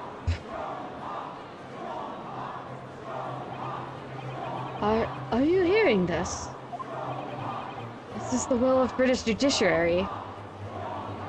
Van Zeeks is gonna drink himself to death. Van Zeeks, no. Man, you are a creepy guy. For your rousing response, friends, I express my heartfelt gratitude. Therefore, in accordance with the overwhelming wishes of the court, the record shall be erased. You have to respect the man's ability to turn a situation to his favor. But Strongheart really is a master of manipulation. You've conclusively proven his guilt. Yet he still manages to evade justice. I just don't know what we can do. Ryunosuke. It looks like the trial really is going to come to an end now. I'm almost out of options, I think. There's really only one path left open to me. Use evidence. I mean, if we're at our wit's end, we were told to do a thing. I explain. The man's looks. I know, he creepy. I never trusted him to begin with. Yes, as I know only too well. The only thing that carries any weight in court is hard evidence. But, Mr. Naruhodo, what evidence is there to use at this stage in the trial? I have an idea. I don't know whether anything will come of it, but if there was ever a time for using this particular item, we have among the evidence. It's now. Rabbit. Oh my, yes, Mr. Schlems asked if you had that with you earlier. We've exposed all of Lord Strongheart's wrongdoing now. I've no doubt, but Mr. Schlems has already deduced exactly how the truth would unfurl. Also, I think... yeah, this is the proper pursuit theme. I believe. So I think it must be time for the great detective to take center stage, don't you? Yep. Yes, absolutely. Let's take the hair by the ears then and heave. All right, here goes. Heave. Didn't he tell you to be more gentle? Ow, ow, ow, ow, ow, ow! My dear fellows, I must remind you every time. A gentle tug will suffice. Mr. Schlems, you're looking quite in the wrong direction, Mr. Naruhodo, because I'm over here. Ah! Mr. Naruhodo, he's... Pepper's ghost! It's Mr. Schlems. Pepper's ghost. Okay, if you don't know what that is, this feels really weird. Look up Pepper's ghost, please. Just for the love of everything, look up Pepper's ghost. I know it's a little exaggerated, but this is Ace Attorney, but look up Pepper's ghost. That's what's going on right now. I wasn't expecting you back, Shlomes. That's not Shlomes. That's, Delighted to be here again, Lord Strongheart. What? What is the meaning of this? Bailiff, seize him! Put the man in the irons! This is a close court. You've been warned once already, man. It's a ghost! Shlomes is dead! Okay, enough goofing. I'm just gonna go. He's having fun. Yeah, they can't touch him. Shlomes is... I love Shlomes! So much! I'm afraid your efforts are wasted, you see. The great detective you see before you is composed entirely of light and shadow, and an image, if you will. Yeah, Pepper's ghost, magic lanterns, maybe a bit of... what is it called? Camera obscura. Look those up. Just trust me and look them up. Add a little bit of Ace Attorney, you got what's going on right now. Mr. Naruhodo, I must congratulate you on your fine deductions. Mr. Shlomes, what on earth is... stage magic. Are you familiar, I wonder, with the invention known as the telephone? Well, yes. I heard some public telephones have been installed recently in Tokyo. The sound of the speaker's voice is converted to an electronical signal and transmitted instantly to another place. Also, this is what Shlomes and Iris were up to overnight. They were rigging up the Bailey for a freaking...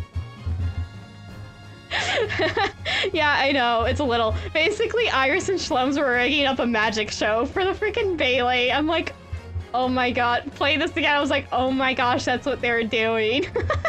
Leave it to Iris to do something groundbreaking. Oh wait, did I read that actually properly? Yeah, the sound of the speaker's voice is converted to an electronical signal and transmitted instantaneously to another place. Quite. Sounds are transmitted, so could not images keep them company, I'm amused. Iris and I did some modest experimentation to develop such a device specifically for this very day. Modest experimentation, Mr. Shlomes. What a modest description. And somewhat incidentally, I thought we might just as well transmit an entire scene. Basically, they made a video camera and did a projector. They figured out movies like, what, 20 years beforehand? Something like that? Or, I don't think it, because, yeah, no. But maybe even less than that. Basically, Iris and Shlomes realized how to do movies beforehand and then use Pepper's ghost and, like, magic lantern stuff. It's a whole... I'm not gonna into it. I don't know enough anyway, but moving on. Somewhat incidentally, Mr. Shlomes, we're just being immodest. Do you mean to say you're not actually here, Miss Shlomes? Ah, I knew my trusty partner would have no trouble grasping the concept. He's see-through.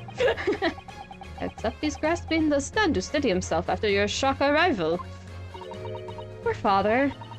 I would have hoped he might have been forewarned, being the great detective's great partner. Leave our courtroom at once! Get out, or I swear to you! Dear me. You, on the other hand, Lord Strongheart, appear to have a very poor grasp of the situation. Allow me to reiterate. I'm not here, which would, I hope, lead naturally to one asking, where exactly are you? Thank you, Kazura. The very question I was awaiting. I'm at present enjoying the air in a rather splendid garden. A garden? Not just any garden, you understand. A garden at Buckingham Palace. What? You can't be! Buckingham Palace! What's Buckingham Palace, Miss Susato? I've never heard of it. Do you ever read the news, Mr. Naruhodo? Mr. Shlomes, is Iris with you there? Ah, well now, Iris is currently enjoying some tea. With Her Majesty. Her Majesty. Just any Her Majesty, you understand. Her Majesty, the Queen of the British Empire. What? What? Eat your words. What on earth is all this about? Buckingham Palace. Is Her Majesty the Queen's residence in London, Mr. Naruhodo? I demand immediate silence. Her Majesty the Queen. You can't be. I mean, no. This is some sort of unforgivable, distasteful trickery by third-rate detective, that's all. Unforgivable, distasteful trickery. What an apt description. A closed court session attended by elite members of the judiciary is a rare event. I presumed that Her Majesty would be more than a little curious about the proceedings. So, I decided to show her. Everything. From start to finish. Huh? You showed her? Indeed.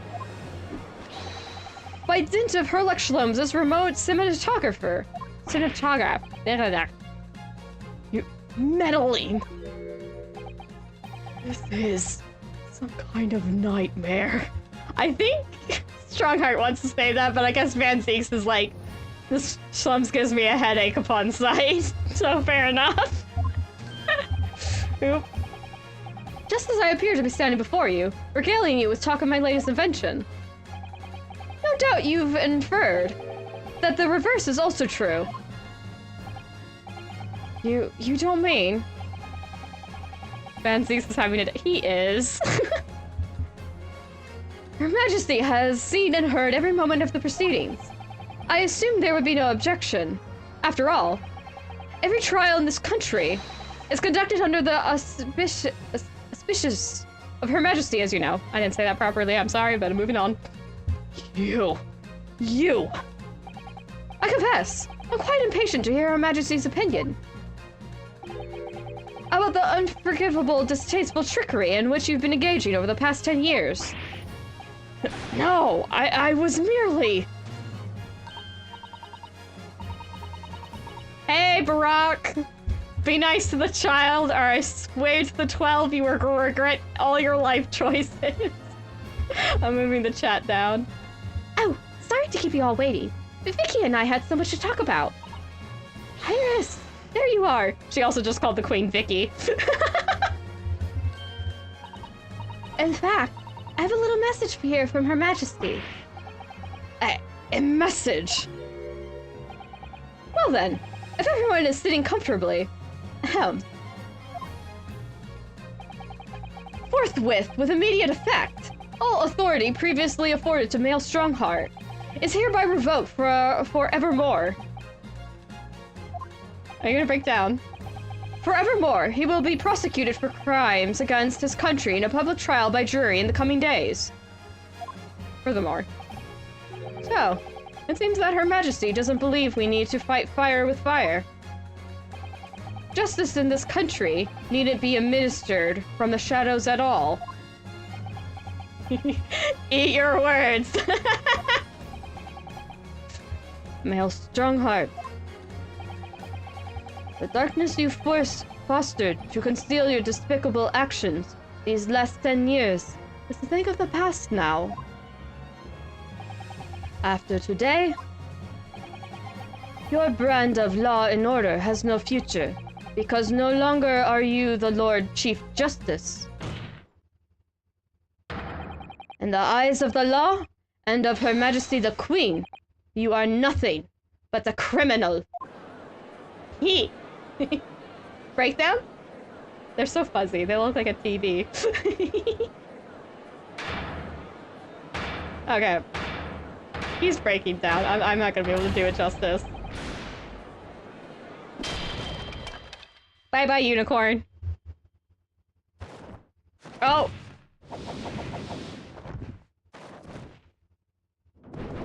I forgot he did that. Bye-bye! Oh.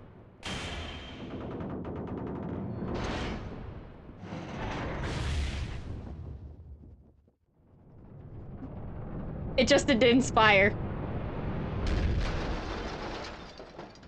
Oh dear.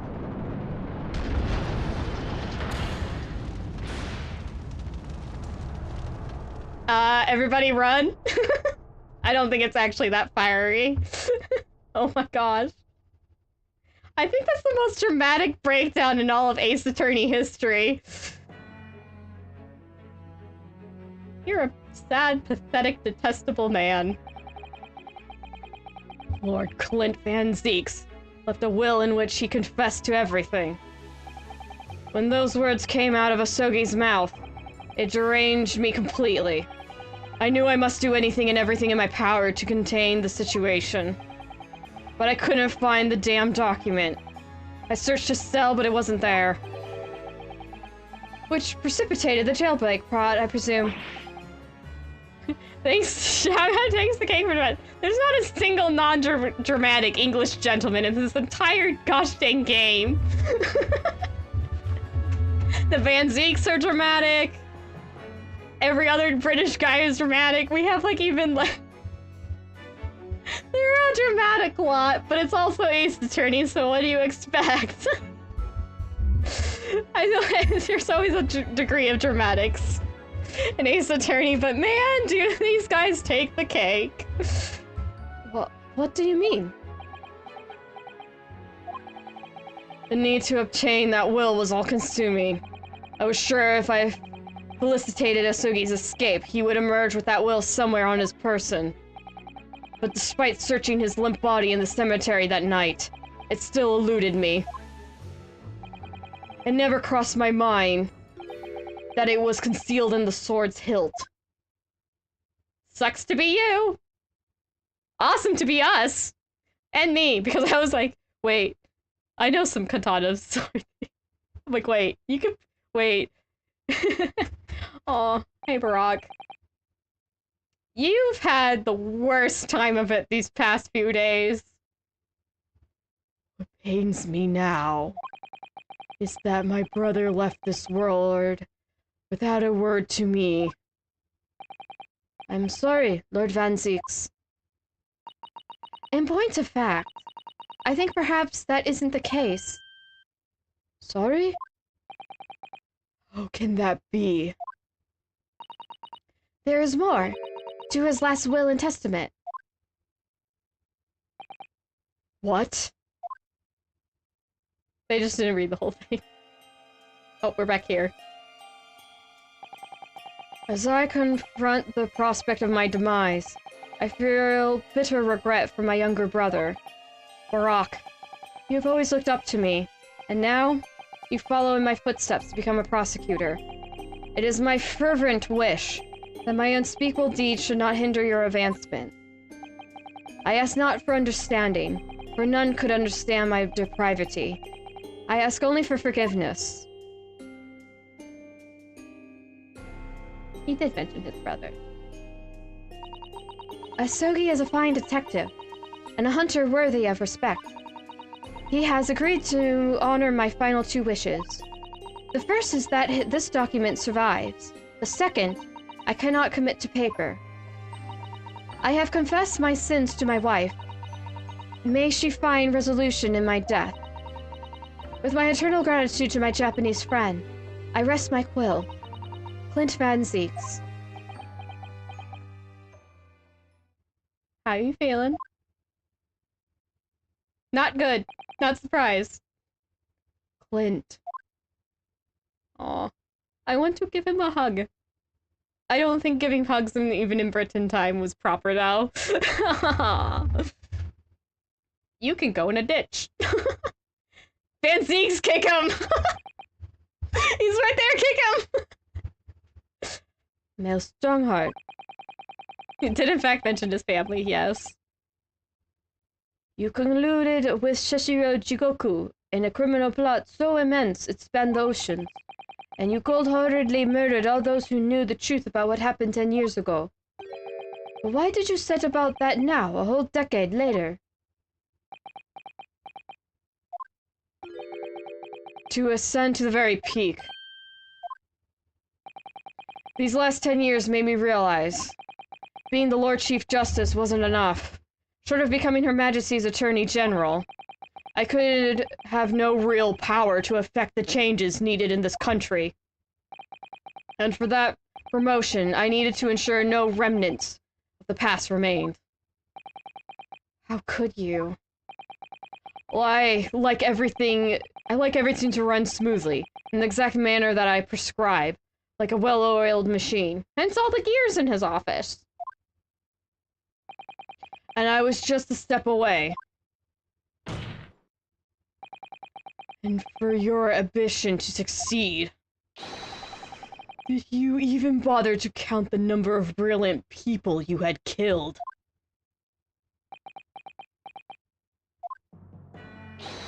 Ah, Mr. Reaper, are you not forgetting something? Such as... You very much adopted your usual prosecutor-like demeanor in the proceedings now. But the reality of the situation is that you are the defendant in this trial.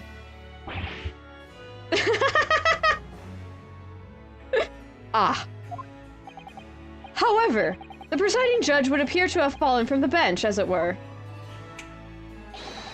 May I suggest, therefore, that we entrust the final education to an old friend? Hi, Judge!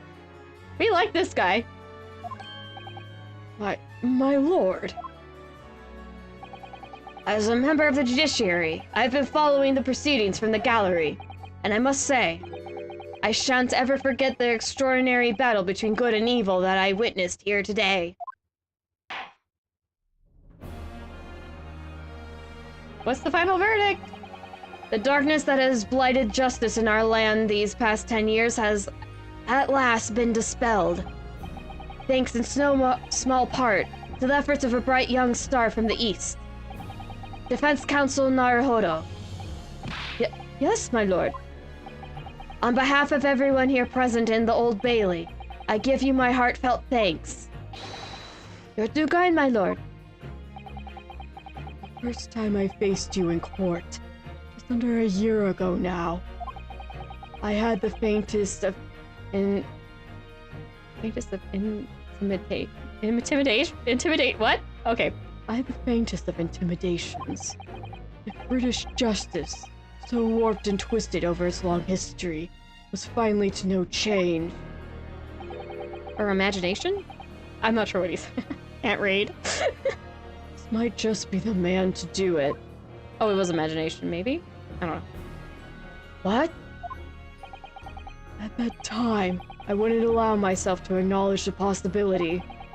I couldn't overcome my hatred of the Japanese after the circumstances of my brother's death.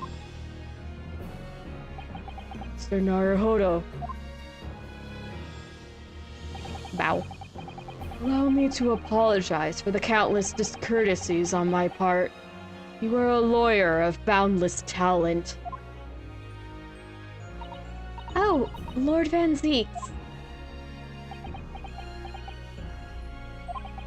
When I first arrived in Great Britain, I was literally a nobody, certainly not a lawyer. The truth is, my fortunes have entirely been made by the miraculous people I've met. My best friend, Kazuma Asogi, who led me here to Britain in the first place. My lawyer and ever-patient judicial assistant, Miss Susato, who helped me study to become a lawyer. The brilliant Lord Van Zeeks, who never failed to challenge his Nipponese rival. And not to mention, the exceptional master of logic and reasoning, who showed me the true art of deduction, Mr. Schloms. He got spooked! Saving the best for last, Mr. Naruhodo. What a relief. I'm well aware that without all these people's help and support, I wouldn't be where I am today. Truth is a guiding light that always leads to happiness. I've lived by that principle for a long time now, but actually, it's not true. The truth can also cause great pain, sometimes even leave people on the brink of despair. And for that reason, there are those who feel the need to hide the truth, who do it instinctively even. But as soon as we allow our eyes to settle on something other than the truth, the darkness takes hold. And from there, it grows, until eventually it makes us blind to the guiding light of truth altogether. So that's why it's my belief that we must all resolve to never avert our eyes from what is just and true. This is like a 44-part stream of just to say those lines. Oh gosh, this is taking so long. So that we can continue to walk the straight and narrow path ahead. Can we finally wrap up the trial? We're going to have the closing bits at the end too. It's so long. But I guess you're going out with a bang. Really long stream. Well, I must excuse myself now. But before I go, Mr. Naruhodo, let me compliment you on your grand opus. What? Without your beautifully composed case against Lord Strongheart, Her Majesty would have been unable to act. Thanks to you and your fellows, the haunting undertones of corrupt British justice system have been silenced. Thank you very much. You owe this man so much, Kazuma, you know? Kazuma, you owe Ryunosuke so freaking much. And he darn knows it too. So until our paths cross again somewhere. Poor Fancy. He keeps getting spooked. Well then, it would appear that this long trial has finally come to an end. My apologies for any anxiety caused, my lord. I'm quite sure we shall meet again here in the courtroom before long, Prosecutor Barak Van Zeeks. In conclusion of these proceedings, I hereby declare the defendant, Barak Van Zeeks, not guilty of Gregson's murder, nor being the Reaper, or any other number of things. Clint Van Zeeks, however, not so much. But Genshin Asogi took care of that. That is all. Court is adjourned. That is still the most hectic case ever. No one's gonna start yelling and scare me, are they? Oh, thank goodness. I was half expecting something to happen. Okay, yep, we're in the antechamber now. It really is all over. But did I sacrifice too much? Mr. Naruhodo. I really must congratulate you. It was a truly, truly splendid performance. Honestly, I couldn't be happier for you. Oh, thank you very much. But I really couldn't have done it without you at my side. Through it all, Miss Susato. Oh! She's so shocked. Your kind words mean so much to me. Aw, she's teary-eyed. It really was a very splendid show, that, Mr. Naruhodo. I'd have thought you'd be smiling from ear to ear, but you look rather glum. That was a lot. Well, of course I'm delighted about the verdict. But in exposing the truth, I'm afraid I've caused my client a great deal of pain.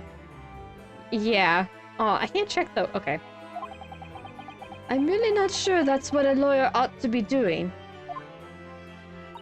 Oh well, in that case, I'm quite sure that when you see Lord Van Zeeks' smiling face, everything will seem much better. Susato, I don't think he has a smiling animation.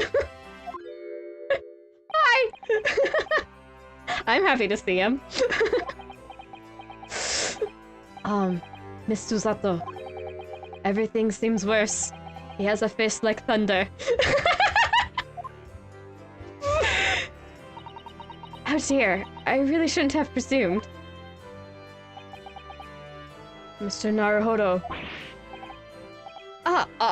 Yes. Almost a year it's been now, since I first encountered you here in this very courthouse.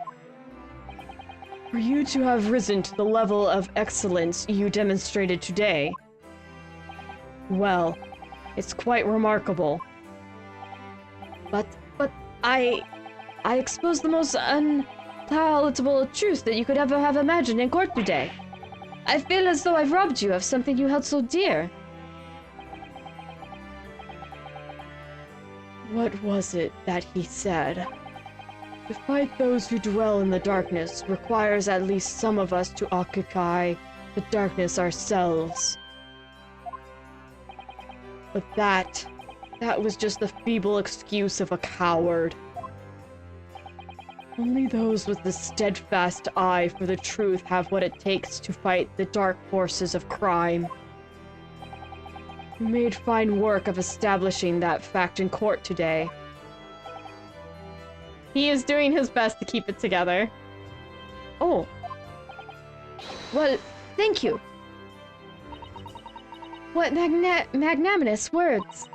I'm quite sure that Kazuma-sama would have a smile on his face at this very moment if you were here. Is... Don't jinx it, Susato! Kazuma. Nope, he's here. And she jinxed it. Hi, Kazuma. Why are you grumpy? Are you grumpy because you did it? Miss Susato. There's another face like thunder here. Oh my, and he really was here. We're... Lord Van Zeeks. Allow me to congratulate you on your acquittal. Congratulate me. Or curse me. You failed to bring down the Reaper. Did he? I owe you an apology. No, it is I who should apologize. Your father, Genshin. If I had been stronger, then perhaps. I made an unforgivable error of judgment. I can offer no excuse. And I can offer no forgiveness. That said, I suppose you fought for justice and the truth. For that, at least, I can't withhold respect. I can't forgive you, but I respect you. Your words mean more to me than you could know. I will hold them dear. Oh, she's crying again. Kazuma-sama.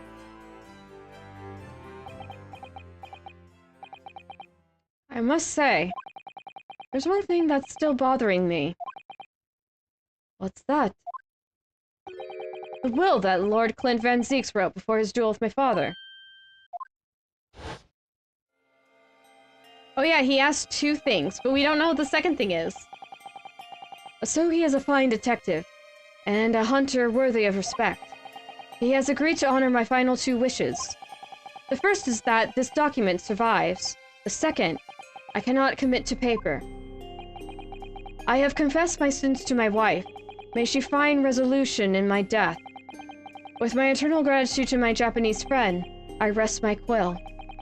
Clint Van Zeeks. What can the second of his final wishes have been? That your father agreed to honor, you mean? I think perhaps. Yeah, it is Mikotova. I might be able to shed some light on that. What? Father? You know, this happened 10 years ago.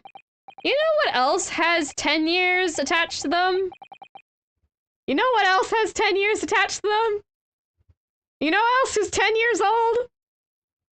And has remarkably about the same color eyes as a certain little Mr. Face over here?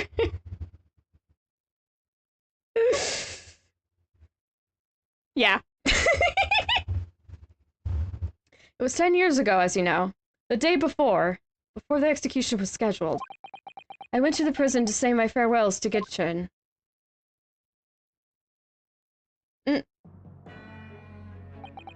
Why aren't you putting up more of a fight, Genshin? If you'd only agreed to it, Shishiro and I would gladly petition the government. We've been through this already. You don't need to worry about me. Anyway, Yujin, I have a favor to ask of you. Something of great importance.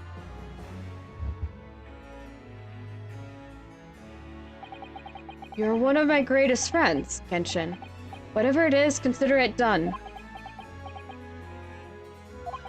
I'm going to tell you an address. I need you to go there at once, in secret, telling no one. You should find a lady of the gentry hiding there. A lady of the gentry? She's not in a good way, and she's with child. The birth is imminent. As a medical man, I'd like you to attend to her. Please, you're her only hope. By any chance, is the child yours, Genshin? Don't be daft. It's a favor that was asked of me by a man I knew, as his dying wish. My goodness. I swore to the man that I would help. That I would do whatever I could for his wife and his unborn child. But if something should happen to me, I need to ask you the same favor. You're the only person I know that I can truly rely on. What? What did you say? If something should happen to you? Tomorrow night, you're going to be...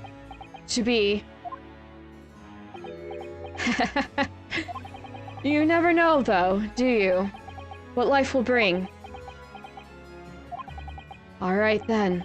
Tell me the address. I'll head there at once, with Shishiro and... No, not with him. Pardon. This is a favor I'm asking of you, and only you, Yujin. Alright, I see. Very well then. Clint. Clint had a kid! And the kid would be 10. Hint. Some people definitely wouldn't have pieced it together by now. That very night, I caught a train from Paddington to Dartmoor in Devon. I found the old house in the middle of nowhere. It was an old hunting hound. An old hunting hound lay asleep in the grounds. Oh dear. Curly hair. The poor woman was on the floor at the back of a darkened room. She was in mortal danger. I broke her waters to precipitate the labor before she weakened further, but it was a tumultuous birth. I did everything humanly possible for her and her child.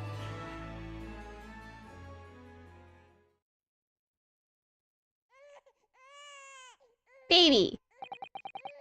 And in the end, I was lucky enough to welcome a new life into the world. But tragically, my efforts to save the mother's life were in vain. I held the healthy newborn girl in my arms and wept for longer than I care to remember. Eventually, in something of a daze, I looked around the room. There's a trunk. There's precious little in it, but an old travel trunk caught my eye. A Baskerville symbol. It had clearly been well looked after over the years, made of top-quality leather with fine stitching. But it was when I saw the emblem on the side of it that everything dropped into place.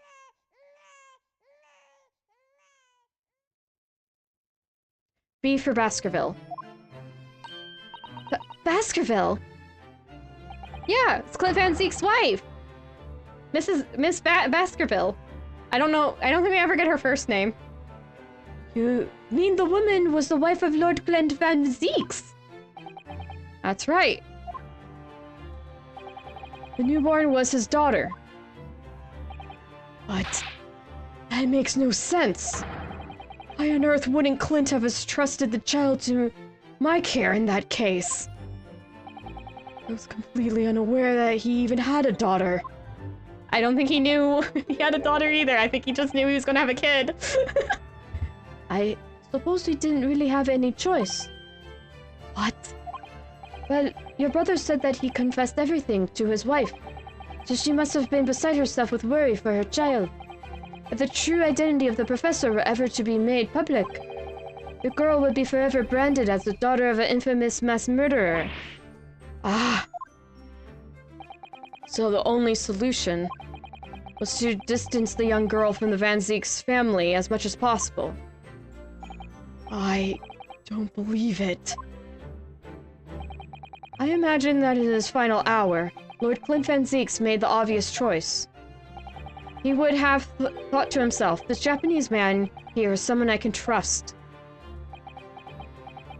You really screwed up, Vanzi. Barack.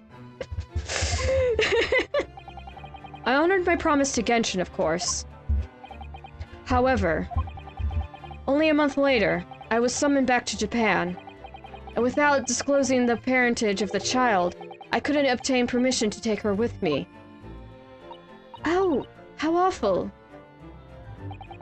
I was completely at a loss. In the end, I had to ask my great friend.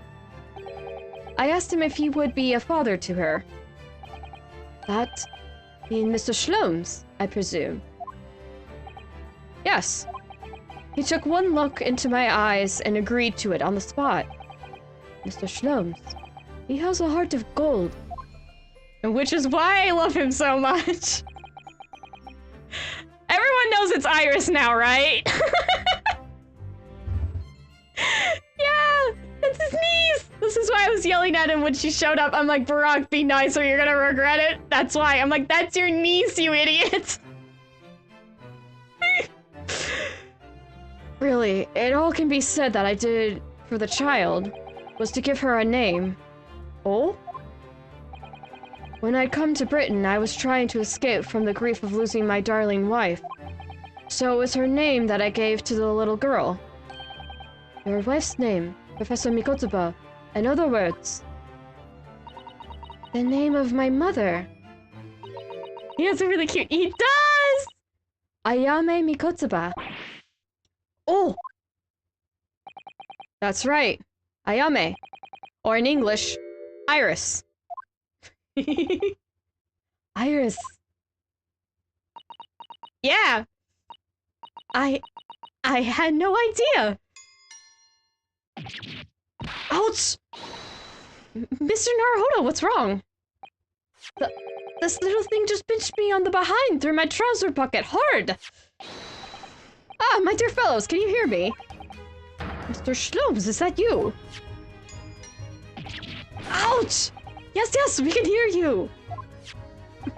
You see what excessive tugging can do? Let that be a lesson to you. Mr. Shlomes, we weren't able to thank you properly before, but we're simply marvelous. But you were simply marvelous. Your checkmate move was a stroke of genius. Indeed it was, wasn't it? I surpassed myself, I feel. It had become apparent to me that to stop the Lord Chief injustice would require such measures. Burn! Shame! Bruno! Susie! Oh, Iris. Everyone is alert. Oh, I'm so pleased. What a wonderful outcome. Her Majesty Queen Vicky said she thought my special blend was delicious. Oh, I'm sure she did. After all, no one brews a more delicious tea than you do, Iris. Let's have a party to celebrate! And Mr. Reaper, you simply must come too! I'm afraid I couldn't. The Reaper of the Bailey, flustered by a 10-year-old girl. Again. By his niece! Barack, be nice to your niece! No! Really? Oh, poo. But I give you my word that I shall present myself at your residence in the near future to express my gratitude. He is not ready to face his niece. No, he isn't. This is also why I've been yelling at Barack when Iris was with us for the Great Exhibition trial. And I was yelling at him especially. And I was like, there's another reason why I'm yelling at him. Yeah, again, I'm like, Barack, that is your niece, you you moron. And I would always get especially upset when Barack was mean to Iris. That's why. I was like, you're an idiot uncle. Idiot uncle. Idiot uncle. I'm so glad I don't have to keep that in anymore. Oh, how lovely. You've promised now. I won't let you forget. Bye for now, then. Alright, Iris. Thank you for all your help earlier. Oh, that was nothing. Just come back home soon. Ouch! Ugh. One final pinch goodbye, was it? Oh, Kazuma's smiling now. Well, I think I ought to be leaving. Lord Van Zeeks, would you care to accompany me? Certainly. He stands behind him. How many times is Sogi going to stand behind somebody? Mr. Naruhodo, allow me to once again to express my deep gratitude to you. I believe you saved my life. Bow. Bye-bye. Wait, Lord Van Zeeks.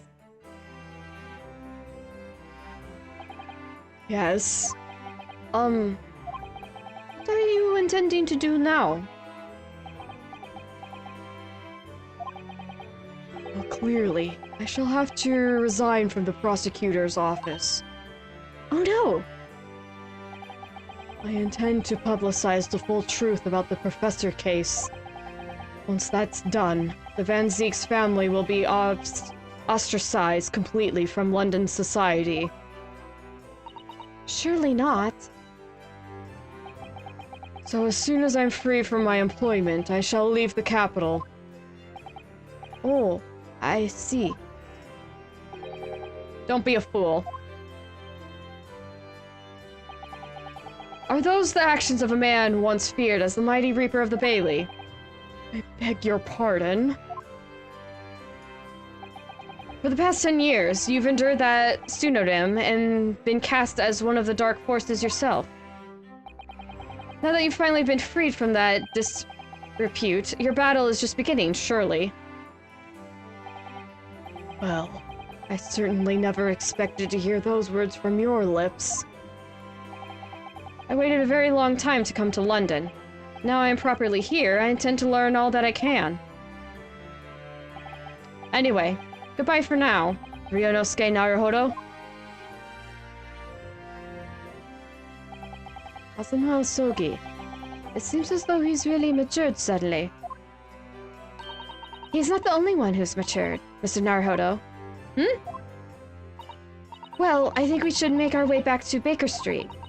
We must help Iris with tonight's dinner. We must!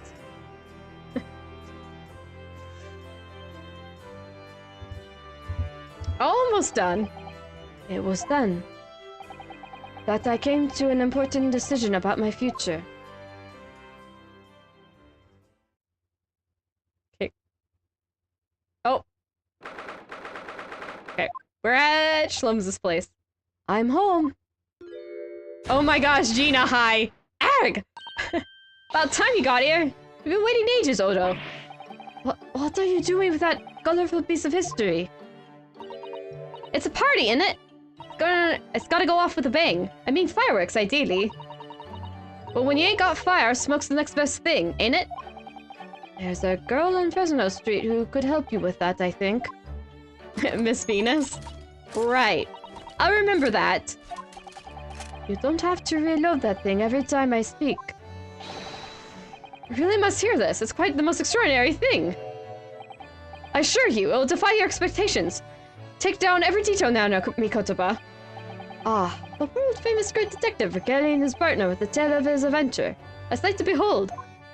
He's so excited. Would you care to hazard a guess? Where do you suppose the fiendish runaway has concealed himself? Would you believe? Inside the trunk I found abandoned in his cabin. Oh, he's telling about the Ah! I would believe it, yes. I say, Mikotoba, I detected not a hint of surprise. I wonder why that is, Maybe because I was there at the scene as well, Shlomes. What? You were? Then why the deuce didn't you say so before? Not quite the sight I was expecting to behold, but still.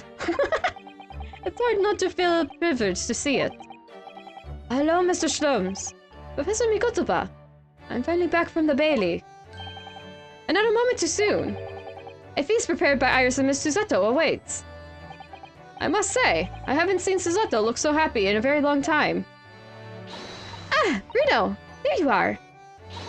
Dinner is on the table, everyone. Please do come and take a seat. Time to fill me boots. Please don't actually fill your boots. Goodness! Is that really true, Gina? Yup. I'm losing me Copper's cobbler and going back to what I know best. The diver's life for me. You're really leaving the police force, but why, Ginny? Well, the boss ain't around no more, so... Oh. And anyway, no matter how hard I try, that Reaper ain't never gonna accept a diver turn... detective, is he? Well, people can change, you know.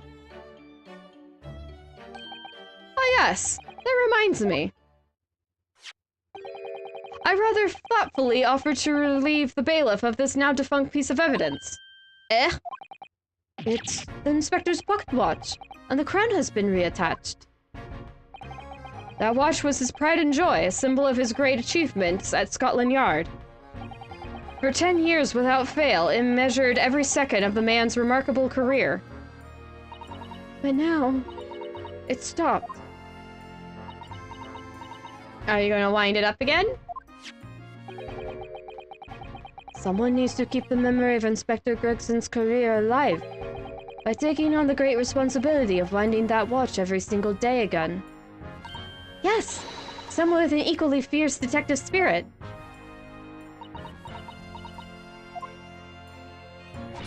It's gotta be me. There ain't no one else. Quite right. I mean, after all, the boss was... Well, he was my boss. Yes, Ginny, he was. She's smiling. Oh yeah, and I made you a promise and all, didn't I, Iris? That I'd become a proper detective one day and track down your old man. Oh. Alright then, it's decided, I'll do it. And I swear, I'll find your dad and bring him kicking and screaming. Everyone! Oh, Schloms. I'm not entirely sure that would be appropriate. Yes, I think, Gina, it might be best to, well... I think I'd like you to forget that promise, Ginny. Eh? Iris? Well, obviously, I've always wondered about who my real daddy is, of course. I have. I wanted to know where I've come from. I thought it might tell me something about myself. But I've caused such a lot of trouble trying to find out. For so many people. Hurley, Bruno, Professor Mickey... Oh no, not at all, my dear. Really, you owe no apology to anyone. Well, anyway, I've decided to give up on it. Because I finally realized. My daddy is the greatest in the world. I don't think it matters what his name is or where he's from. Don't you agree? Hurley?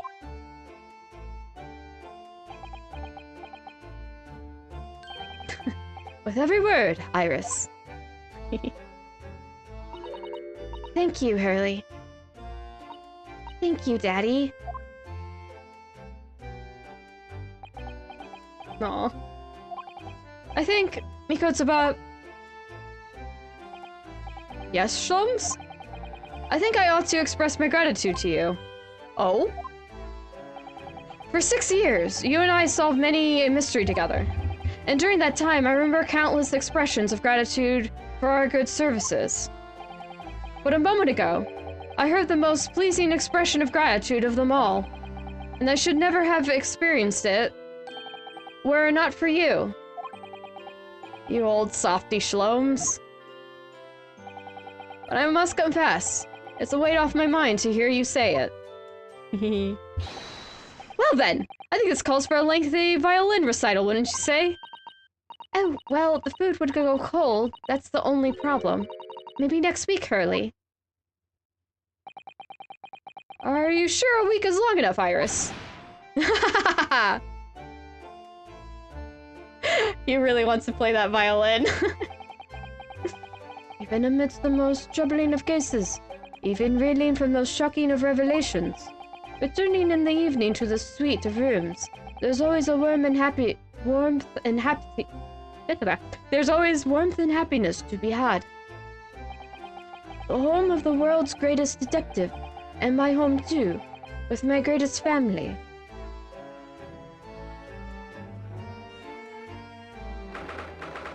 Okay, up in his room. Ryunosuke's room. This attic room has been my home and office for almost a year now. I've certainly had some unforgettable experiences whilst living here. But I think now, the time has come. Time to bid this place farewell. Naruhodo! Or is it? Nope, it's Mikotaba. Never mind. Wrong Mikotaba. Oh, Professor. Are you alone? I didn't hear any sound from Susato's room. Yes, Susato-san went out after dinner. She took a carriage. Something about an important matter she needed to take care of. Ah, I see. I wanted to thank you for what you did earlier. Oh? With Iris, I mean. When the subject of her father came up. Lord Clint Van Zeeks. I made up my mind many years ago never to tell her who her real father was. It's what was agreed with Genshin, after all.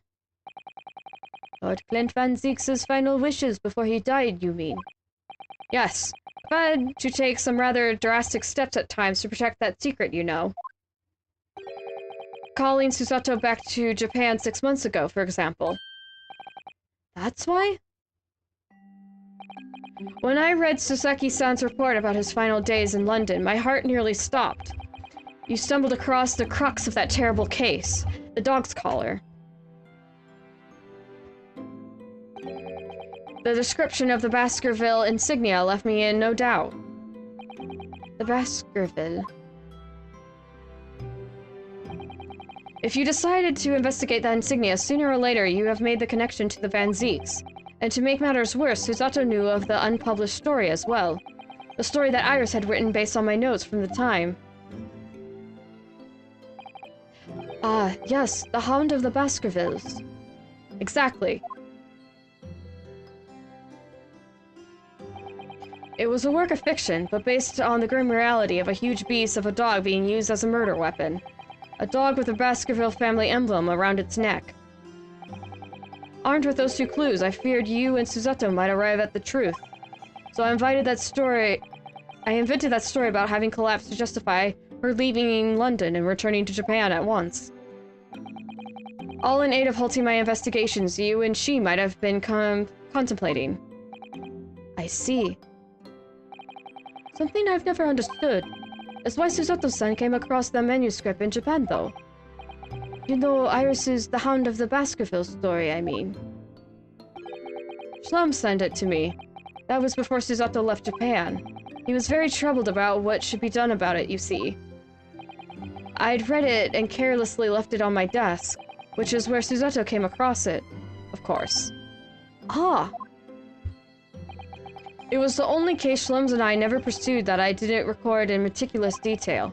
I was stunned when I discovered that young Iris had pieced together so much of it from my paltry notes. Shlums and I discussed the matter and decided that we couldn't allow the story's publication. At that point, I returned the manuscript by post to Shlums for safekeeping. So you did all that to stop Iris from finding out the truth about her father? Somehow I have a feeling she kinda knows already. That's right. Because Shlums had told me how astute she's become. However, having witnessed events in court today, I must say my opinion has somewhat shifted. Oh? I think at some point in the future, the time will come for Iris to know the truth. And when it does, well, I believe it will be for the best. I think so too. Actually, Professor, I wanted to talk to you about something too. Judging from that expression, I'd say you've come to a decision, have you? Yes, I have. I will be returning with you to Japan. Are you quite sure? I'm really only here as a substitute for Kazuma, but he's here in Britain now, as originally intended. Locum student Naruhodo doesn't really have a right to stay, I think. I see. Looking back now, when I first arrived here in February... It was a mess. Very end.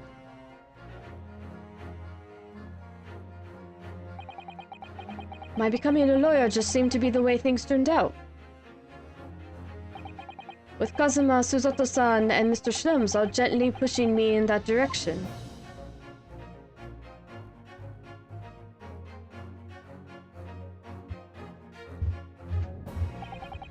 I spent the best part of a year immersed in this world, but always aware of a seed of doubt inside me. Until today. Standing in that courtroom earlier, all doubts vanished from my mind.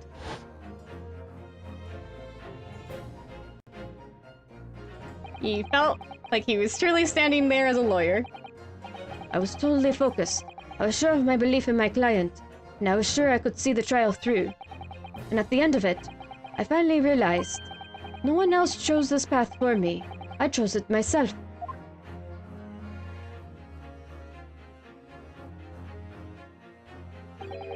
The path of a defense lawyer, eh? Yes, that's what I am now. That's what I'll be going back... That's what I'll be going back with you to Japan as. And that's the path I'll be following for the rest of my life. Well, it sounds like you've made quite a resolution there. I have. Very well then. I must say, it's extremely welcome news. I shall make arrangements for your return first thing tomorrow, but I don't imagine we'll depart for a few days. Not with the symposium having been cancelled now. Such a shame. Never mind. I'm sure there are other opportunities in the future. Well then, I'll bid you good night.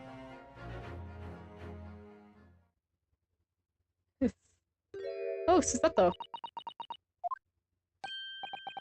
Susato-san. I just wanted to let you know I'm back.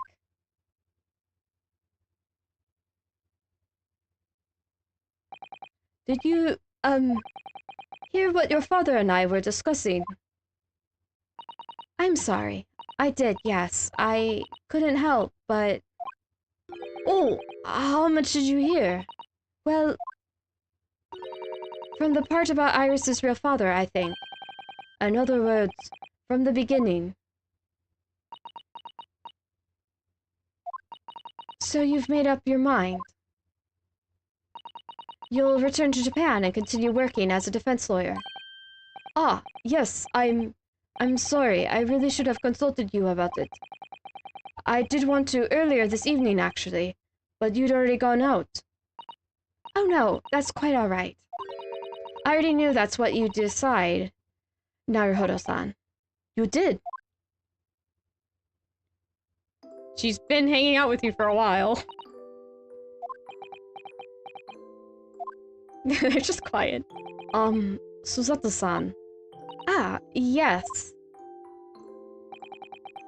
I suppose this means it has to be farewell soon. I suppose... You'll be a great help to Kazuma going forward. I mean, I know he's a brilliant lawyer, but he's new to the British courtroom. It'll certainly benefit greatly having a brilliant judicial assistant at his side. I'll do my very best.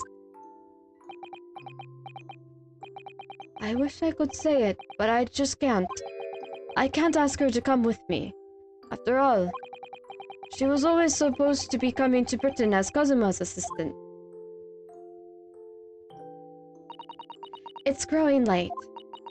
We should both try to get some sleep. I'm sure you must be exhausted after today. Oh, yes, you're right. Before I retire, let me just say one more time. You really were quite splendid in court today. So if you ask me, anyone who thinks of you as a substitute or a low-crumb student, or a low-crumb should be ashamed of themselves. Susato-san. Thank you. Aw. Sappy. Aww. Such a sweet moment. Aww. I think we have what? Yes, we have one last scene. We're one last scene. Okay. Near the end here. Oh man, I could have broken this up into 2 streams if I known it was gonna take this long. I can't believe this day has finally come. You're really leaving then, Bruno? I'm afraid so, Iris. Thank you so much for everything. I don't know what I'll do without your wonderful cooking and delicious tea. Oh, I wish you weren't going. But you have to come back and visit. Say you will. Of course, I promise. They're over there. Well, it was a very brief reunion, but it was a pleasure to pursue a case with you again after so long. For a while, at least, it felt like old times. Give me a second. Just like... There we go. Yes, I suppose on reflection, there's something to be said for it. Having a little fun once in a while. I'll just go and say goodbye to the professor as well, I think. Alright, Iris, you do that.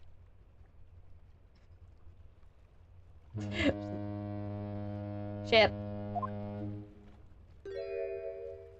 Susato-san. Oh, voice. I've just checked, Naruhodo-san. Your luggage is already on board. Such a beautiful morning. Perfect for embarking on a journey, isn't it? Before I set off, I'd just like to say how thankful I am for everything you've done for me. And give my warmest regards to Kazuma, please. Actually, I think you ought to give him your regards in person, don't you? Sorry? Ryunosuke. Asagi! Kazuma! What are you doing here? Do you really think I'd miss my best friend's departure? Yeah, Ryunosuke. Thanks. To be honest, I'd been looking forward to our wild time tearing up the streets of Her Majesty's capital, but, Well, we'll have to save that for another time. Personally, I'm looking forward to facing you in court again. Me too. But, we're both defense lawyers, so, I'm going to become a prosecutor. I'll stay in Lord Van Zeek's tutelage for the time being, but before long, I intend to be just as formidable as the Reaper himself. He's so aggressive. Oh, I see. Actually, Ryunosuke, I have a favor to ask. Name it. What is this you guys in favor? I'd like you to take care of this for me for a while. Karuma? Why? Because I've seen it now. I've seen what's inside me, the demon that reared its ugly head that day. Aw. Happy music. It was only for the briefest of moments. The last time I came face to face with that inspector. Yeah? But it was unmistakable. I wanted to kill him.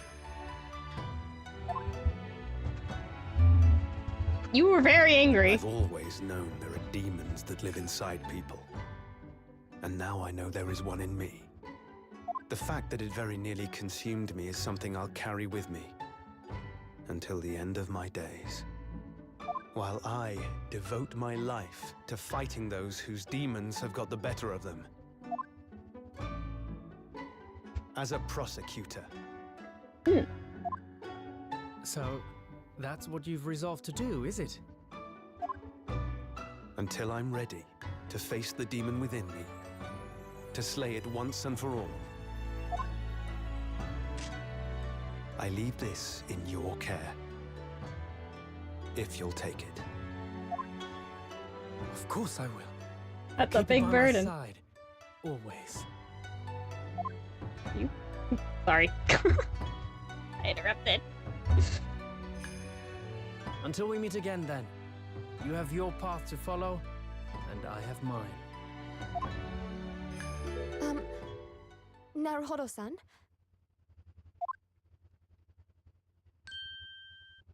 Susato! The path you're going to follow from now on. I wonder if I might follow it at your side, and unless I'd be a burden. Uh-huh.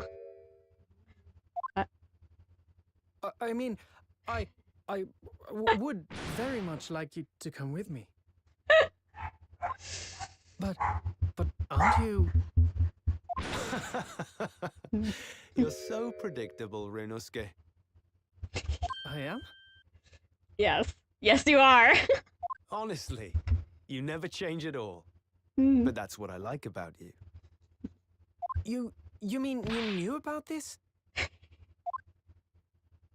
It was the evening after Lord Van Zeek's trial came to an end. She came to see me at the prosecutor's office. Oh, that's what you went out for. Really? Oh, when I had that conversation with Professor Mikotoba.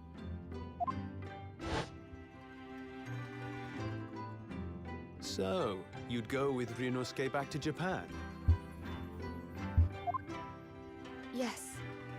I know it's unfair of me to follow my own interests like this. Coming here especially to tell me. You're a stickler for etiquette, aren't you? Well, what are his feelings? We've never discussed it, of course, and Naruhodo-san has made no such suggestion. I worry that perhaps I'd be a burden to him. Aw. He's just as much of a stickler for etiquette as you are. He'd never say anything before he was asked. But I'd feel happy knowing you were with him. Look out for him on my behalf, will you? Aww. Of course. Sappy!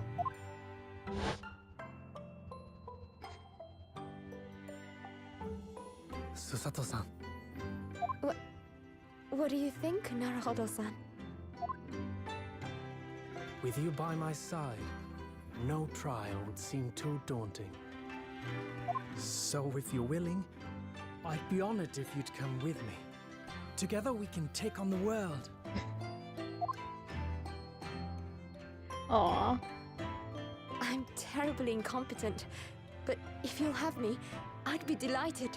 You are not incompetent, Susato. Oh, no, not at all. If anyone's terribly incompetent, it's me. Ah! What's wrong? Your luggage, Susato-san.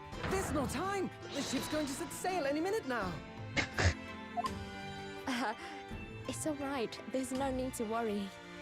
As it happens, my luggage is already on board too. It is? Your fine judicial assistant has everything in hand as always, I see. These two are silly. Cosmo's just been sitting here like, you two are dorks.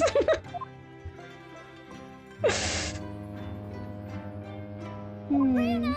Your ship's about to leave! Iris! Time to go then. Look after yourself, Ryunosuke.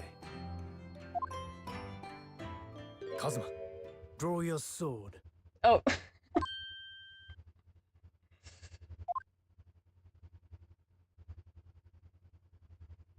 Oh.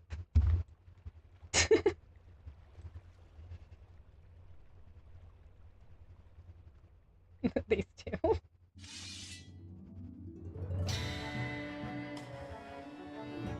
Cross paths.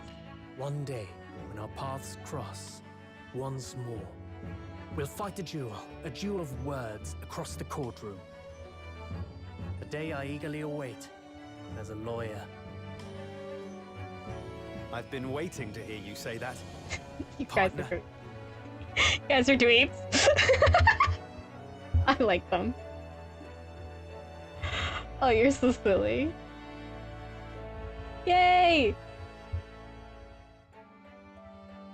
Don't Fun forget ride. me then, Kazuma.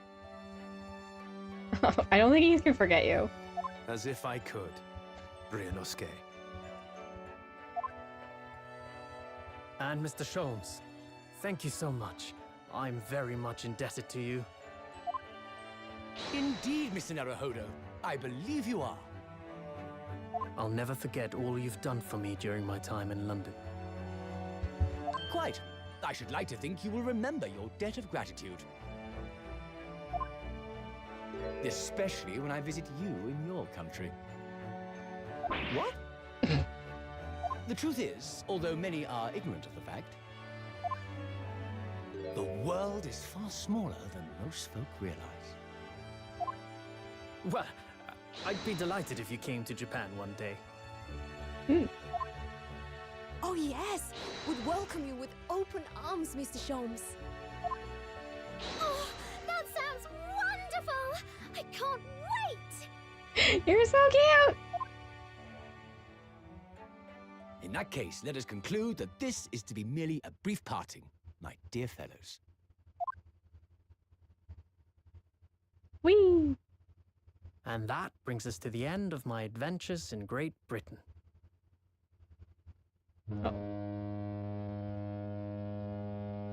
Oh, I'm blocking Cosmo a bit. Oh well. twist of fate brought me halfway around the world those many months ago. Look at But her. that was just the start of my journey. Who knows where fate will lead me next? Still, I'm confident this won't be my last meeting with the friends I've made in London. And when we're together again, no doubt the first words I'll hear will be, Come, the game is afoot. Ooh. Oh. The ship, with our friends from the east, sailed steadily towards the distant horizon. Oh. But Sholmes's face was alight with joy. The times may change, but a steadfast friendship will remain true, Wilson. We have but to gently close our eyes, and we are with our companions once more. Aww. It's actual them. So, I do just that. And when I do, I can hear his strong, familiar voice ring out. Objection! Until we meet again, Runo.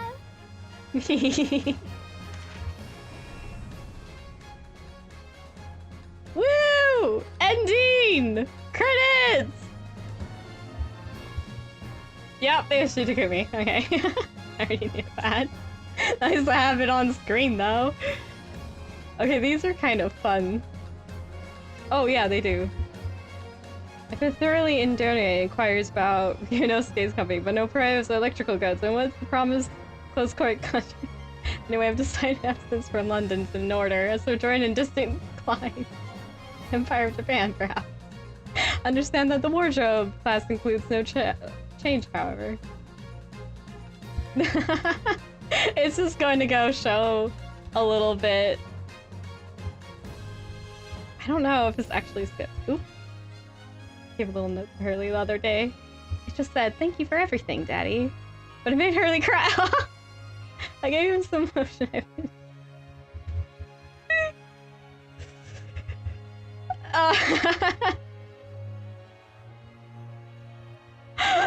She called him Dad, and Schlums cried. Iris called Schlums Dad. That's so cute. Those days, I was known as the Reaper. I felt your presence at my side. I'm reading my own voice, but I can't read this in line and read it actually. Once unable to bear the burden of that grim pseudonym, I even retired from the courtroom.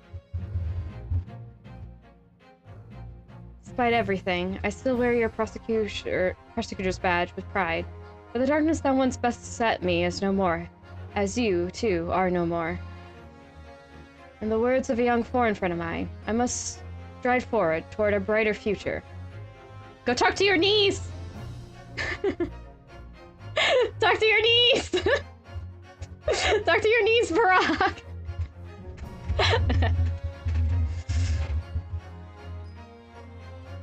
Okay. Okay, so the boss, Rexon left Gina a note. The low stuff. Boss is trying to protect me, you see. And that's exactly what me and the Chief Inspector Toby here are going to be doing for the Londoners. You miss him. I only wish I could have said how grateful I was before he, you know. Aw, poor Gina. Okay, as much as I would like to see everyone else, I am gonna have to cut it here. I knew it was gonna be longer, probably. I didn't think it'd be this much longer. So I'm gonna have to cut it here. I'm so sorry. You're gonna have to look up the rest of the credits. They are pretty good. So yeah, I'm just gonna quickly likes, comments, subscribes if you want to follow, if you want to, well, yeah, I already said subscribe for YouTube. But leave any other kind of thing. I'd be very grateful. I'm very grateful for anyone who showed up here, but they're live. Well, especially live if you're here. This was so long. I'm sorry. But I'm also grateful for anyone who watches the VOD, especially if you got to the end. But as per usual, this was 44 episodes. Oh my gosh. I really do need to end it. But we ended up on a double shishi. We ended up on death, which is going to not lost on me, and I'm very amused, so I'm kind of happy about it. But I kind of wish I broke it up into 2, but there was no good time to space it out after I got it, realized how long it was going to be, and I was like, gosh, dang it. So I'm really sorry for the super long stream, but hopefully it's still good. So with that, I will have to wrap it up and bid you all farewell pretty soon. Pretty soon. I need to do one thing. Let me see if I can actually... Yep. I just need to set up one teeny tiny little thing. Teeny tiny thing. And then I will be leaving y'all off here. Oop. Okay. Oh, I didn't know that. Yep. I just realized something, sorry. Oh, I could have done... Oh well. But I do want to leave off, because it is the lengthy one. I did want to leave off with my normal little... I have a little treat for the end, but I just want to set up, because I want to use one of the songs here, but if the game will let me, oh my gosh. Okay, here we go. Doing it in the background. Just need to put it on, and then we can call it actually good. Of course, it's gonna be difficult. So now I was expecting to go, but... Ooh. Right here. Alright, there we go, it's all set up. So I'll be sending you off. So this is the last stream. If you want to chat more in the bottom of chat more about it, closing remarks would be cool. I don't know if you want me to do a little bonus stream of just checking out all the new stuff, I don't know. But for now, that is it for the main story. So I hope you enjoyed it, but for now, I must bid you all with fun farewells with bye-bye, and I hope to see you in the next stream.